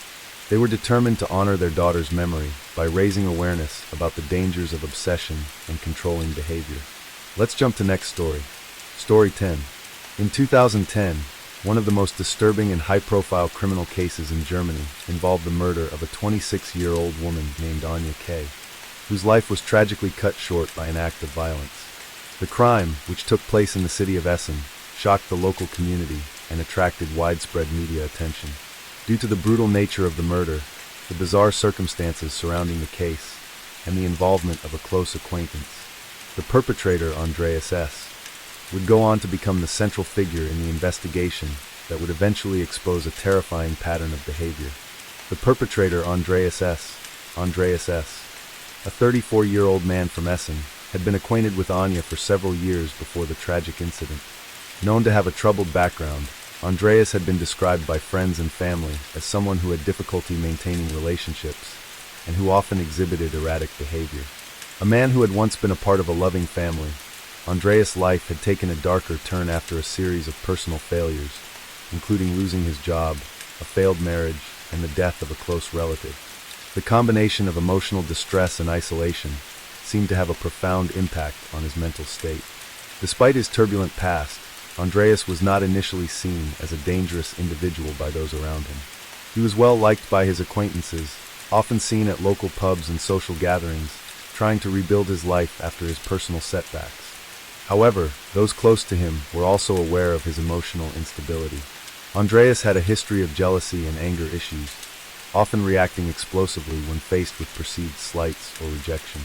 His feelings of inadequacy and frustration seemed to build over time, especially when he began to develop a romantic obsession with Anya. Anya K., on the other hand, was an energetic and independent young woman. A graduate of business administration, Anya had recently started a promising career in marketing. She was well regarded by her friends and colleagues for her intelligence, ambition, and kind heart. Despite having an active social life, Anya was also known for her independence and strong boundaries, which would play a crucial role in the tragic events that unfolded. In the months leading up to her death, and Andreas had been spending more time together as friends. Andreas had developed a deep affection for Anya, which, as time passed, turned into an unhealthy obsession. Anya, although friendly with Andreas, had made it clear to him that she did not have romantic feelings for him. She tried to gently distance herself from Andreas, aware that he had become emotionally dependent on her. Unfortunately, her polite rejections seemed to provoke Andreas' insecurities and fueled his growing anger. Despite the tension between them, Anya continued to remain civil, not wanting to provoke Andreas any further. However, Andreas' obsession with her grew to the point where he began to perceive her attempts to maintain distance as personal rejection. His jealousy and frustration began to escalate, and the situation became increasingly volatile. The murder on the evening of October 3, 2010, Anya K. was scheduled to meet a group of friends at a bar in Essen to celebrate a birthday. It was an evening that seemed like any other, filled with laughter and good conversation. However, Anya never arrived at the bar. Her friends became worried when she failed to answer her phone, and after several attempts to reach her, they called the police. The next morning, Anya's lifeless body was found in her apartment. The police had received a tip from a concerned neighbor who had noticed something suspicious outside Anya's building the previous night. When the authorities arrived at the scene, they found the apartment locked from the inside, with no signs of forced entry. Initially, the cause of death was unclear, but the police quickly discovered that Anya had been stabbed multiple times in what appeared to be a violent attack. Her body was discovered on the floor of her living room, and signs of a struggle were evident in the apartment. Anya's close friends and family were immediately interviewed by the police, but no one could initially suggest who might have been responsible for the crime. There were no signs of theft or any other obvious motive. However, as the investigation deepened, The police began to look at people in Anya's social circle more closely, particularly those who had a personal connection to her. The breakthrough, suspecting Andreas S. As detectives began to examine Anya's relationships and interactions in the weeks leading up to the murder, one name continued to surface: Andreas S. The investigators discovered that Andreas had been trying to get closer to Anya in the months before her death, but she had been increasingly distant, rejecting his advances. Her friends confirmed that she had made it clear to Andreas that she was not interested in him romantically, which led to tense interactions between the two. However, despite her efforts to distance herself, Andreas continued to pursue her. The investigators were also able to retrieve text messages and phone records that revealed a disturbing pattern. Andreas had been bombarding Anya with messages, some of which were pleading and others that were aggressive, demanding her attention and accusing her of leading him on. One message, sent just a day before Anya's death, read, "You think you can just reject me like this? You'll regret it." The messages revealed the growing emotional distress that Andreas was experiencing, as well as the threatening tone that had begun to characterize their interaction. The investigators noted that Andres' fixation on Anya appeared to have crossed the line into obsession, and they began to suspect that he might have been involved in the murder. When the police questioned Andres, his initial reaction was one of surprise and disbelief. He denied any involvement in Anya's death, insisting that he had no idea what had happened. However, as the investigation progressed, more evidence came to light. The authorities discovered that Andres had been near Anya's apartment the night she was murdered. Security camera footage showed him walking near the building shortly before the time of her death, and his fingerprints were found on the door handle to her apartment. Furthermore, forensic evidence from the scene of the crime suggested that the murderer had known the victim and had likely been involved in a personal dispute with her. Based on this evidence, the police arrested Andreas S. on October 8, 2010, for the murder of Anya K. The motive? During the subsequent police interrogation, Andreas S. initially continued to deny his involvement in the crime. However, after several hours of questioning and presenting him with the evidence against him, he finally confessed. Andreas admitted that he had been angry and upset after Anya had once again rejected his advances. He explained that he felt betrayed and humiliated, believing that Anya had been leading him on, despite her clear intentions to remain just friends. According to Andreas, on the night of the murder, he went to Anya's apartment under the pretense of wanting to talk things through. However, during the conversation, his emotions erupted and he attacked her in a fit of rage. He claimed that the stabbing was a spur-of-the-moment decision, born from the culmination of months of emotional turmoil and unrequited feelings. He told the police that he had tried to cover up his tracks by leaving her apartment quietly and not alerting anyone to the situation. His attempt to flee the scene was unsuccessful, as the evidence was too overwhelming. The case of Andreas S. and the murder of Anya K. was one of the most widely followed criminal trials in Germany in 2010. Following his arrest, Andreas was charged with murder and the case was taken to the Essen District Court. The trial quickly gained significant attention due to the brutality of the crime and the fact that it involved a tragic romantic obsession that had escalated into murder. As the trial began in early 2011, the prosecution laid out its case, detailing the events leading up to the murder. They presented evidence, including the text messages between Andreas and Anya, the security footage showing Andreas near her apartment, and the forensic evidence collected from the crime scene. The prosecution argued that Andreas had planned and carried out the murder in a fit of rage, driven by jealousy and emotional instability. Anya's family, especially her parents, were present in the courtroom, and their emotional statements during the trial provided a heart-wrenching glimpse into the devastating impact of Anya's loss. They spoke about how Anya had been a vibrant young woman, full of dreams for the future, and how she had been denied the chance to achieve those dreams by the senseless violence of Andreas S. In his defense, Andreas' lawyer attempted to argue that the murder had not been premeditated and that Andreas had acted impulsively in a moment of overwhelming emotion. They acknowledged that Andres had a history of emotional instability and struggled with mental health issues, including depression and jealousy, which had contributed to his actions. The defense sought a lesser sentence, suggesting that Andres should be convicted of manslaughter instead of murder, arguing that his emotional state at the time of the crime diminished his responsibility. However, the prosecution strongly rejected this argument. They pointed to the premeditated nature of the attack, highlighting that Andreas had gone to Anya's apartment with the intention of confronting her. The fact that he had been stalking her for weeks and had even sent threatening messages showed that he had been fully aware of his actions and the potential consequences.